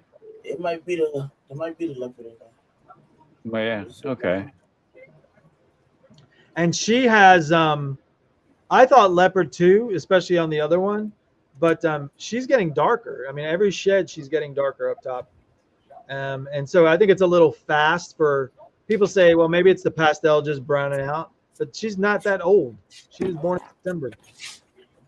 Doesn't matter. It's a brown. I mean clown. Yeah. So, hey, That's her too. Yeah, clowns brown pretty faithfully. Do they? Early? All right, and then let's see. Well, then we got some other just plain old clowns. Here's the brother. Didn't get the pastel, but the same pretty much as the first one I showed you. That's nice. Yeah. So what's your favorite combo? Or is the Dreamsicle your favorite combo? I like the dreams. Actually, my favorite combo is not the Dreamsicle. It's a lavender albino we produced. I'll show you here in a second. But no, my favorite of all time, I like pieds. Pieds are my favorite. I really love the pied. And this is Texas because it's got a little Texas mark on its head. Looks like Texas on its head. But anyway,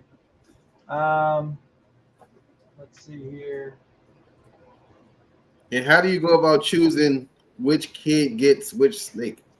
Because I heard you say that they come in, they get their snake, they do everything for their snake. Yeah, so this is you're probably not going to see this thing, but this is a Cypress Mystic lavender albino. It's crazy. Really. I'm so glad I put that snake up. That snake pooped. I mean, it peed as I was putting it back. Was that one of our hatchlings? Or is that one of the one you're showing right now? This is from oh, let me see who this is from. I forget so many. That's not Lobelia, is it? I think, yeah, the mystic part. Yeah, this is Okay. Lobelia. Lobelia is yeah. This was let's see. Lobelia and I think Frodo. Let's see.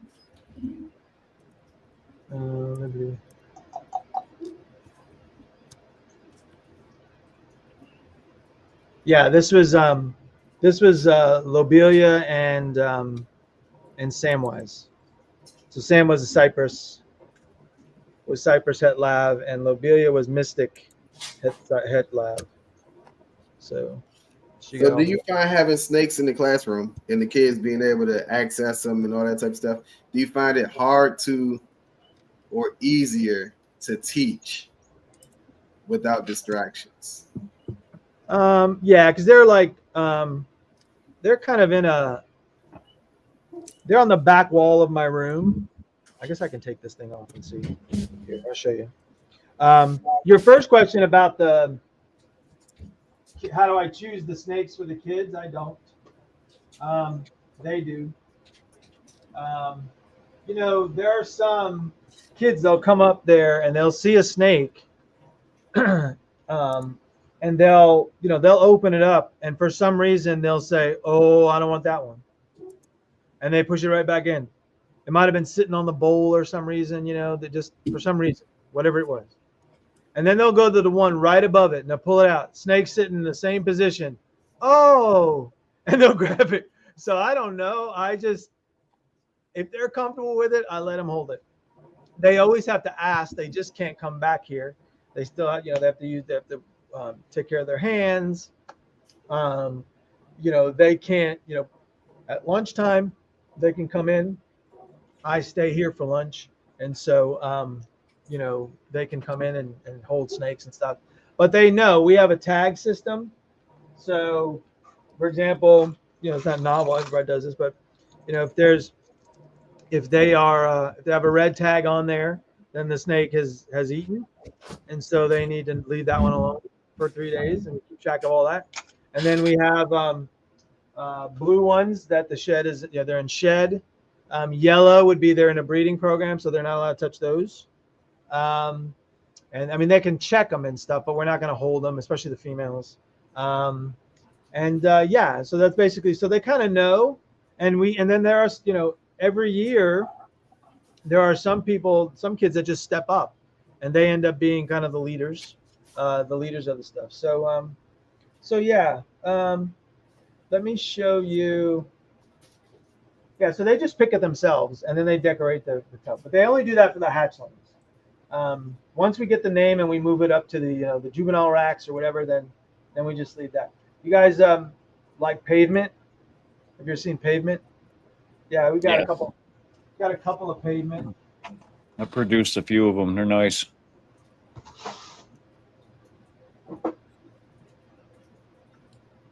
Yeah, she's shedding, but we have a male and a female.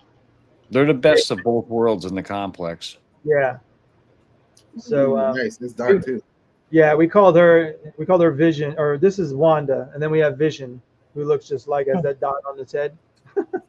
But we're gonna pair her with. We're gonna get this into lavender albino. Okay. See what happens there because of the darkness, and then we have also want to get it into. We have we also have a freeway as well. What else do we have here? I'll show you anything else. Oh, we've got a couple of. Got a super pastel. This one's pretty nice. This is a super pastel lavender albino.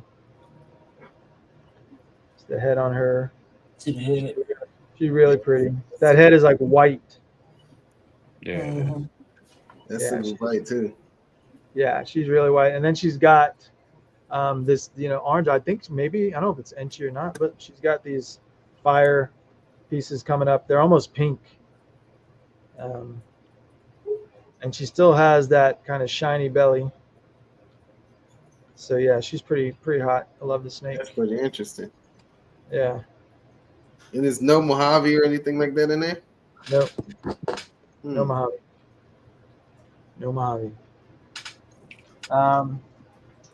Let's see here. And then her sister,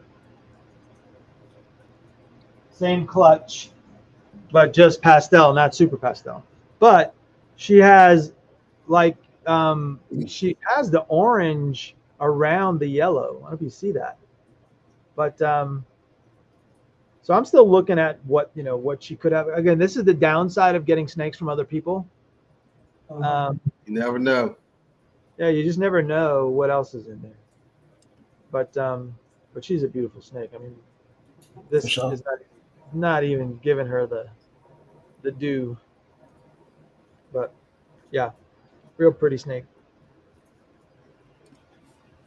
Yeah, How many times y'all gonna put this comment up? No, we done put this comment up like 5 times, y'all. Dr. Joe, you have a fan in the audience. You have a fan in the audience. We're gonna hopefully mix this up with some lavender as well. This is basically a Mojave leopard het DG. Ooh, nice. Yeah, so dark, really dark. Hopefully, Nice. You say you trying to put DG into lavender? that's not my thing. That's not mine. That's what the kids. That's a project the kids want to do. Okay. Nice. It's gonna take. I mean, we have one snake that's 100% het. He's a triple het. He's and that's what made those. That's what made those last 2 lavenders. But he is he's a triple het. He's lavender, pied, and DG. And so they want to pair him with her and see what we get. I'm okay with that. I'm okay. I mean, I let them do what they got to do, as long as they're following the rules, and that one would be okay. Let's see. Well, what do you want to see? No, that's pretty cool. You want to see the dreamsicle we have? I'll show you the dreamsicle. That's Fred, and I'll show you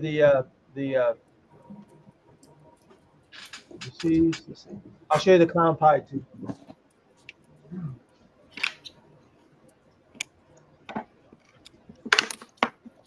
And this is all in the classroom. This is crazy. Do you My know classroom didn't have this stuff. Man. Yeah, she's going in the shed too. But this is the clown pie we have. Pastel clown pie. Slide back a little bit. Pull it back a little bit. Nice. Yeah. Oh, I like that too. The clown definitely adds some nice characteristics to the pied. Yeah, I love this. Especially the head area. Yeah. So we have a couple of we've got a couple of males that we just hatched that can go with her, and then one that was given to us. So we have banana. We have a banana double het pied, con pied, and then we have That'd be dope. That'd be different. That'd be different. I like banana. I ain't even gonna say it. Do it for the bond. Do it for the Banana clowns are one of my favorite in the painted face market. Why wouldn't they be? They're awesome looking. Yeah, they are. They're awesome.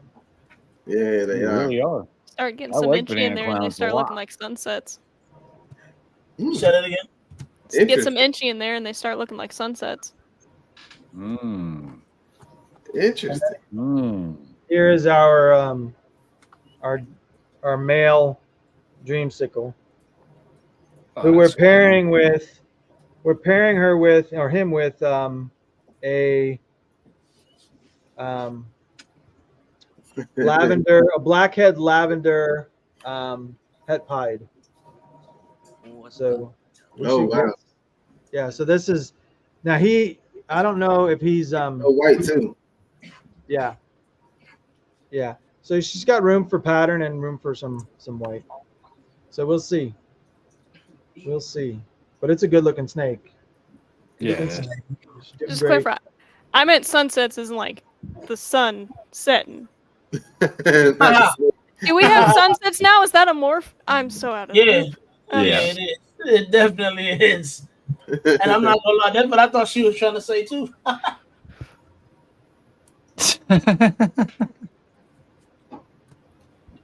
All right, Sun let's setting. show you other stuff here. Next, you guys are gonna tell me there's a sunrise. Nah, we didn't get that far yet. This is They're about to working be. on it. They're working on it. There's lots of crazy names. There's one called Nanny. Yeah, we have a nanny. I want That's to actually different. know. Yeah, I have it. So Kiki. this is the son of the snake that passed, and the dad that has is sick. So, this is a GHI Mojave, but it also has a crazy granite, and you're not gonna be able to see it, but You can see pain trying to come through. coming through. Yeah, there's a Yeah. crazy granite trying to come through, as well as the Mojave. But and then I did trade, which because I thought I could get make more of these. So there was one that was fire, so it was lighter, looked just like Dad, but had the granite in there, and was really crazy. And I traded it for a freeway, a really nice freeway.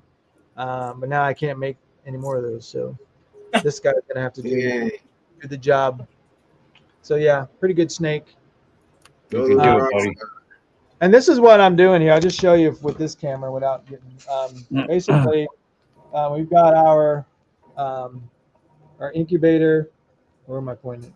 Right there's our. We have 2 incubators, Okay. and then we have then everything goes back that way. So That's hatchlings a are whole right bunch of there. racks. Yeah, and then we go all the way back there. Oh, Nice. no. So that's basically. I wasn't expecting that. I Yeah. wasn't Step your expecting game any up, man. racks. Hey, these kids got you beat, Banner. We gotta I make told some y'all. moves, I Banner. told y'all them kids breeders. They breeders before breeders were breeders. Yeah, so that's what we got. And then over there, let's see if I can get this thing high enough. Look what Dylan said in the chat. Was he bagging on Sunset? Yeah, sunrise probably look better than sunset. See, now I'm gonna have to go on Morph Market and look at these sunsets. No, You this is might a actually thing. like it. Banner likes it, so you might actually. I do like it in the right combos. Yeah, What's that's the right key. combo? Just think of a snake that was sitting out in the rain for far too long. Don't say that. Okay. So there's I the like rest the of my lighter room. jeans in it. That rust. Oh, okay. So that's this is my basically the other side of my room. So basically we've got some snakes back there in aquariums and stuff that are when kids just come in and they just snakes that work. We've got a couple of king snakes. We've got a Florida king snake, a Mexican black king snake. We've got a gray banded king snake. We also have a rainbow boa. And You got a rainbow boa? Yeah, donated to us. It's small. Nice. So small. out of the loop. And then there's our enclosure. You gotta over come back there. more. Is that right? Yeah, do you see that? The enclosure, the big, that's the 125-gallon tank that I have that that lizard in over there. And then we have a tortoise, a red-footed tortoise back there as well.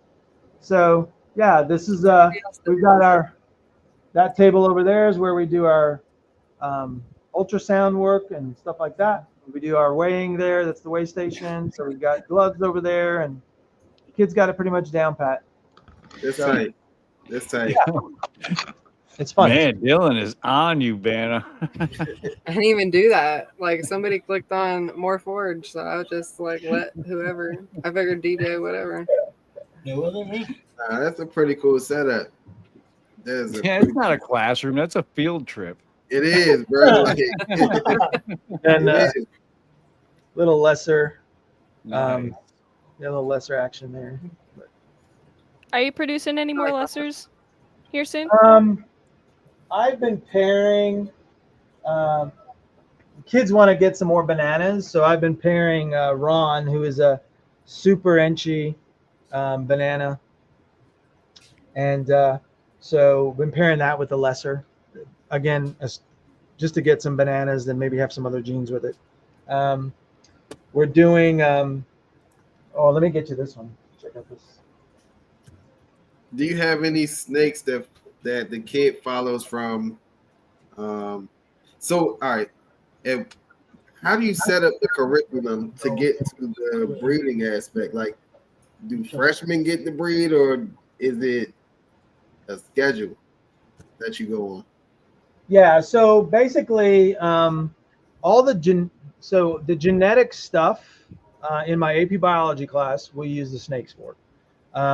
I used to teach a biotechnology class. Alina was in that class. And so biotech was really the penultimate kind of setting for us to do the genetic testing and stuff. And so I don't have that class anymore because I'm teaching a different class. But I have a herpetology class as well that I teach every other year. So we can do the genetic testing better in herpetology class. And then we just do it with the club. And so so that's the genetic testing part. As far as breeding, it's the club. So that's the kind of impetus, the kind of, kids will come and they can be a part of a project. Like we had a simple project. We had somebody that wanted to make a mystic potion.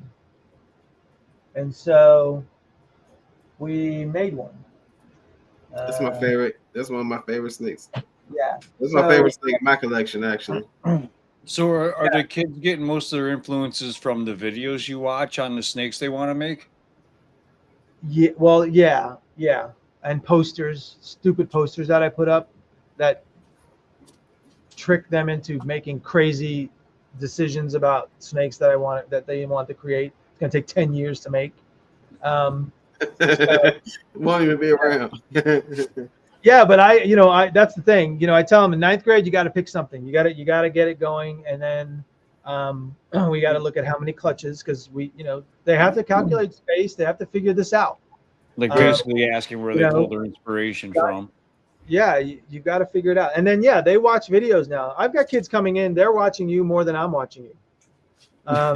So we share. They know who we follow. They know. Man, so they can. I would like to apologize on podcast. I'm like, let me go restrict my viewers to 18 and up. Hey, there's nothing. There's nothing that these kids haven't heard. Trust me. So I mean, I'm not teaching like 4th graders. Should have brought Brian Draco on. Yeah, I gotta walk a line now. We have a whole quote book for Dr. Ferrara, and I will never let him live down. One of the first NARBCs we went to, he said that he was our. When did you say you were our sugar daddy? Sugar daddy, and he was buying me and my friend a pizza because. No, I said I wasn't. I wasn't your sugar daddy. The lady was looking at me weird, like I was like trafficking females or something. And I said, "Whoa!" Well, we were having conversations about the snake, and I was like, she's like, "Oh, you should get this. You should get this." And the lady was looking at me, and I don't remember the whole thing, but that's what I said. Anyway, so we have fun. I didn't do that in the classroom. Don't tell me that. Who else can I show you? Let's see.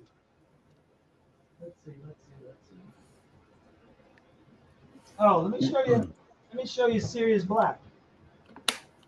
Sirius Black. Sirius Black. This is the snake that this is the one that we're pairing with that Batman. Oh, that's nice. Is chocolate. Cinnamon or black pepper? Oh, it's cinnamon as well. It's cinnamon, chocolate. Yeah, cinnamon. Yeah, cinnamon, chocolate, orange dream, het cloud. That has the possibility to make some really nice, very nice like legit banger combos. Oh yeah, yeah. What you think y'all putting it to? I'll show you the Batman. The Batman. A cinnamon Dark Knight is on my bucket list to make, and I'm shooting for him this year. And mind you, they're doing that with Orange Dream.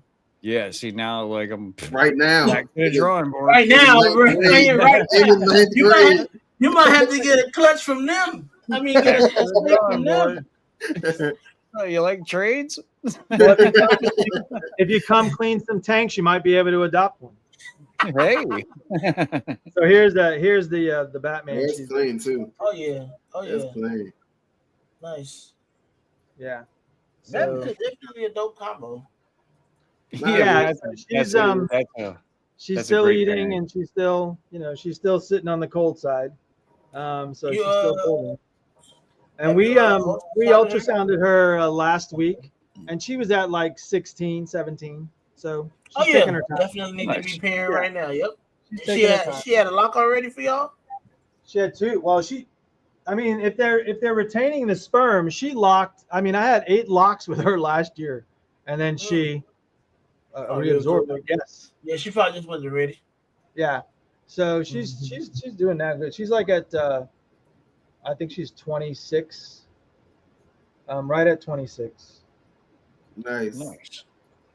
Oh yeah, she gonna go this year. Brian. Yeah, I'm fucked up with that At least you pairing. get if worst case scenario when they cut the eggs and they show the clutch, we can. I wasn't even thinking. Like, I was trying to keep like Orange Dream out of that, but now that he said it, it's like I need it. Yeah. Or Mandarin. You got to show Well, the most important snake in the collection, though, Dr. Ferrara. I will. We'll probably try to go to Mandarin. Is that your snake? It's the Yeah. absolute best snake. This is the Here's that. banger of the collection. Here's that highway who's had a rough shed this time. Oh, I thought I was about to say, oh shit. I was about to say, another banger. Yeah. Yeah, she's a good one. She's a good one.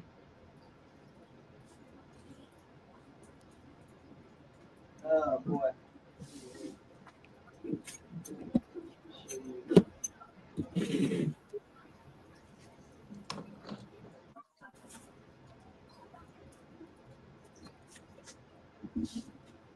Hey, my dog got Here's, back. so that dark GHI I showed you, the hypo. This is one that doesn't have the darkness on it. It has fire, but you see that's what the granite kind of looks like. Yeah, there's definitely something granity going on there. Yeah. And A so lot of it. You said GHR? this is this is just GHI, I believe. It's interesting. Yeah, well, it's GHI granite. That's It's What- GHI fire granite is what this is. Yeah, okay. Okay. Yeah. Because I was about to say. Yeah, but it's still probably with a plus sign. Yeah. Yeah, that's nice. And of course, it would be head hypo too, because Dad was. Smoke show. I love that. Hypo. Yeah, Man, that is granity. It is. It's very different.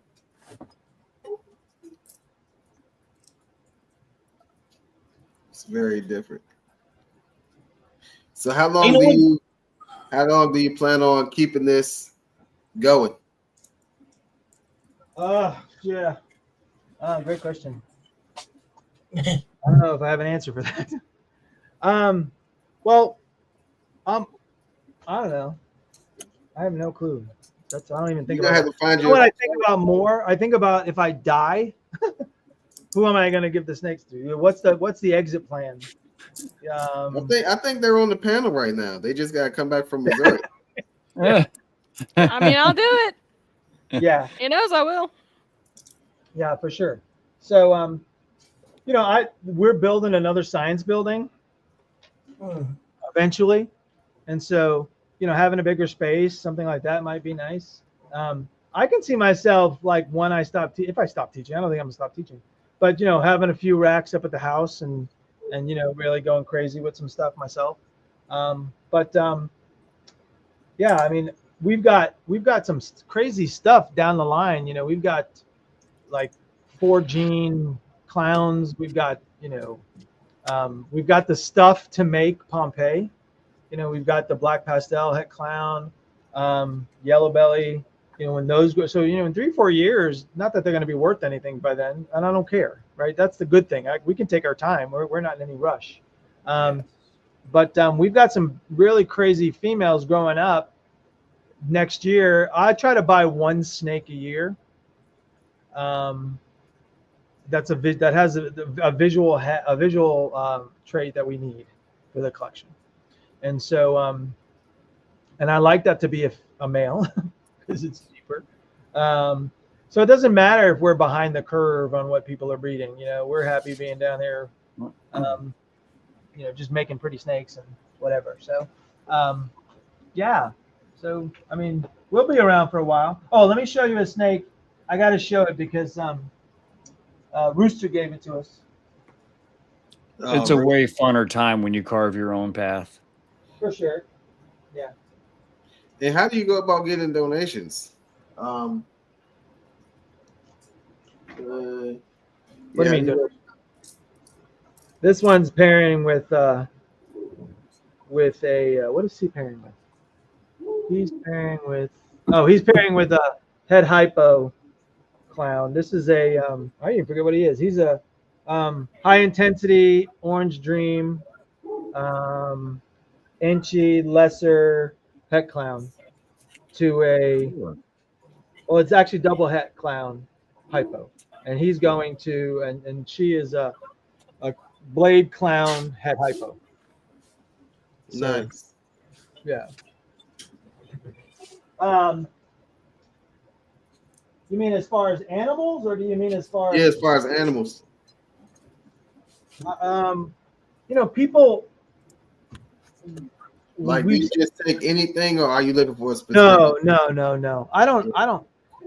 People they'll if they know it's in the collection. Like I had somebody who called me and said, "Hey, I just had a clutch, and actually it's Demeter. Let's see what this snake was."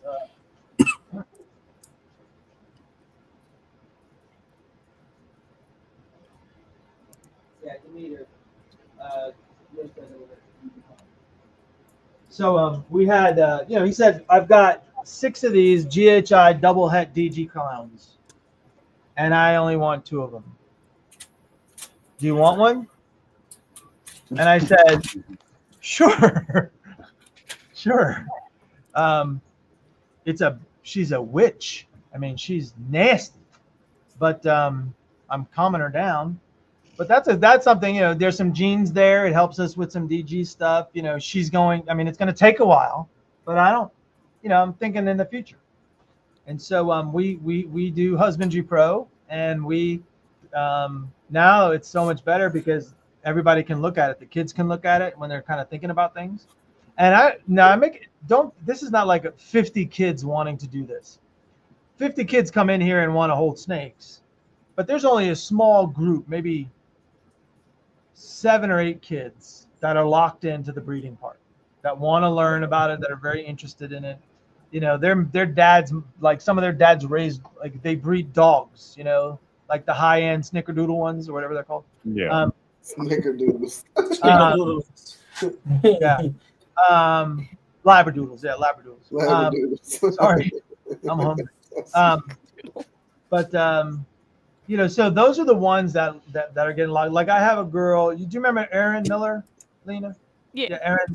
She's going into genetics. She's putting on her. Oh, that's what I got to show you guys. She's putting on her resume or her application that that she's working with the snake. She actually just did the kids from our AP photography. Just did a layout. The kid's theme was fear. And so she went and laid out on a screen, a photography screen. And here I was and him putting snakes all over her. So they're using the snakes for AP, AP College Board portfolios and stuff. So they're using it a lot of different ways. Let me show you this.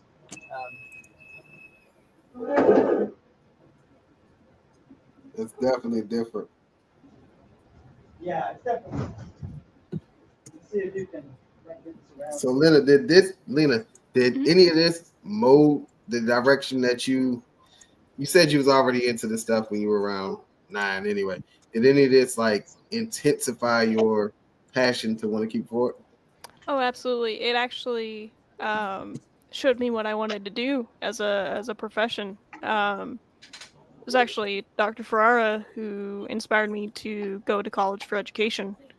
That's actually what I'm doing right now. I'm getting a major in agriculture with a specialty in secondary education.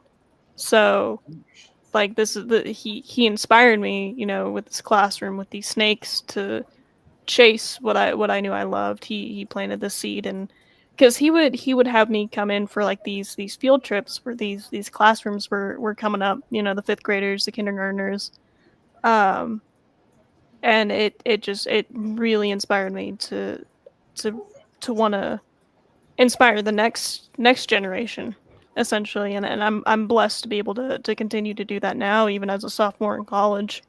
I've got my programs. You know, the college actually hired me to do a class on animal husbandry, so I got to bring my animals in, work with the kids. At a YMCA recently asked me to bring my animals in and work with was kindergarten through sixth grade. So it's absolutely amazing. That's awesome. This That's is her dope. snake. This is Mocha. That is Hi, awesome. Mocha. Hi, buddy. This is actually the first hatchling of our program. Is he behaving? Hi, buddy. He's in shed right now, and he's being a Aw. little picky with eating. So he's not like on an every 2 to 2.5 week schedule. When's he not though? Yeah, I know. He's special. Hey, buddy. So yeah, so we kept this snake. This is, like I said, the first snake, and then she got to adopt it. She's still paying rent for it, but Yeah. Gonna be paying shipping here soon. you're gonna get it shipped. Hopefully in a couple paychecks. I don't know how much time you have, but I just wanted to show you like the poster for that shed testing kind of stuff. Let's see how this is gonna work. So this is it's probably gonna be backwards, but so That's right. so this is just the kids. They're extracting they're extracting the DNA. They're on the right there, and then using the extraction material. Once we get the DNA out, then we put it in this machine here called the that's a PCR machine, and we monitor it. Now you can monitor them on your phones, and basically it's just making millions of copies of the DNA, the specific DNA that you can guarantee, because you have those primers on either end, like the beginning of the recipe, the end of the recipe. And so then from there, we put it into electrophoresis gels. And so we're looking for this, well, you can't see it, it's kind of backwards, but we have, this is the key. So we have we put a wild type here. So in this well, so we know that that's the base pair length. So if we get a bar there, we know it's wild type. So in a het, we should see. So like this was het for lavender right here. So we see a wild type and we see the lavender gene. See that? So there's two of them there. So and then basically if you have lavender albino, that's the gene. You'd see two copies of that. So this would be het. And so with the snakes that we had, we were able to look at those bars and see if they were, either het or just the normal. And so that's what those bars kind of look like. And so this was actually the first time we did it. And the kids, these are the snakes that they did it on. Yeah. That's interesting. So pretty cool. Yeah, pretty cool stuff. And so they presented that poster, and we gave, of course, we worked with Dr. Seidel, and we're still thinking about, writing up an article for the American Biology Teacher. It's called. It's a journal. It's basically about teachers that submit things, research that they do in the class with kids, stuff like that. So, but yeah, so lots of fun. Nice. It's pretty interesting. Definitely dope. So I appreciate y'all. We definitely got to a great. What happened to Banner? We lost Banner. Yes, we lost Banner. Definitely appreciate y'all coming out and sharing all of this with us, man. It was definitely dope getting to know you. Well, I appreciate the invite for sure, because we've been out of the mix for a while. So when Banner contacted me, I was like, yeah, that'd be great, So just to tell the story again, and no, definitely people, need maybe that. rejuvenate some people. Able to bring definitely need students on too, so I mean that worked out well too. Yeah, Yeah, Thank you for coming on with us. of course, yeah, absolutely. And definitely appreciate you too. it's been nice to see the classroom again. I definitely missed it. I mean, I I spent know. hours there, so it's nice Yeah, to I be think back. she took every class I ever taught. Oh I Wow. wow, think Yeah. No. for sure. Wow. man, it's pretty dope. Well, definitely let everybody know where they can find you on social media and such. Yeah, so pretty simple on YouTube. It's Kingdom Pythons. If you just put that in, I think it's some other number afterward. I don't remember. That's that, and then of course Instagram is Kingdom Pythons as well. Maybe it's Kingdom Pythons 143. But if you put in Kingdom Pythons, I think we have enough. I think we have like over. I think we have like almost 2,100 followers on Instagram, and about maybe 300 or so on YouTube. So, but we Yeah, I don't. gotta get that YouTube, get them YouTube videos will be done, especially when you start getting more the clutches in it, stuff like that. That'll be Yeah, and done. again, I just want the I got to find kiddos that want to do it. Matter of fact, I have a sophomore kid who is interested in doing the social media now, and That's what I was about so, to say, like film and so stuff I'm like like, that. all right, go to town. Like Lena and Grace. Grace is another person. She was the vice president. They did a great. You remember the International Women's Day? So they took out all the female snakes in the collection and kind of just did a little International Women's Day kind of celebration with the female snake. Just Oh, stuff that's like dope. that I would never think about. Like if you could tell which ones I made as far as the posts and stuff. You could tell. Yeah, not too creative in that area. Nah, that's pretty cool. That's pretty cool. So I appreciate the good things you guys do and the platform you provide other people to get on and just share stuff and learn stuff for sure. So it's great. Thank you. Definitely thank you for that. I mean, I think I can speak for all of us when I say we thank you for bringing people into the hobby. Facts. Facts. Definitely thank you for that. So Well, everybody that's Yeah. No, I was just gonna say, I mean, kids are purchasing snakes. They're not just, they might not want a normal. But they see something that they want, and so, and they also know that, we try to give back to the people who are helping us, and like you guys, and so, who knows? You might have some kids checking you out. So, keep it up. Keep doing what you're doing.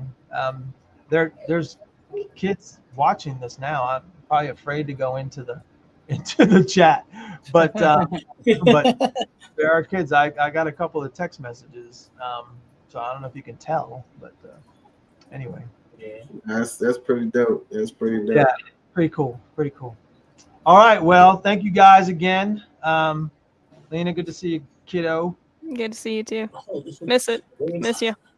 Miss Let you me too. close out with everybody. But so those of y'all that's checking us out, definitely hit that replay gang hashtag replay gang in the comments. We definitely appreciate that.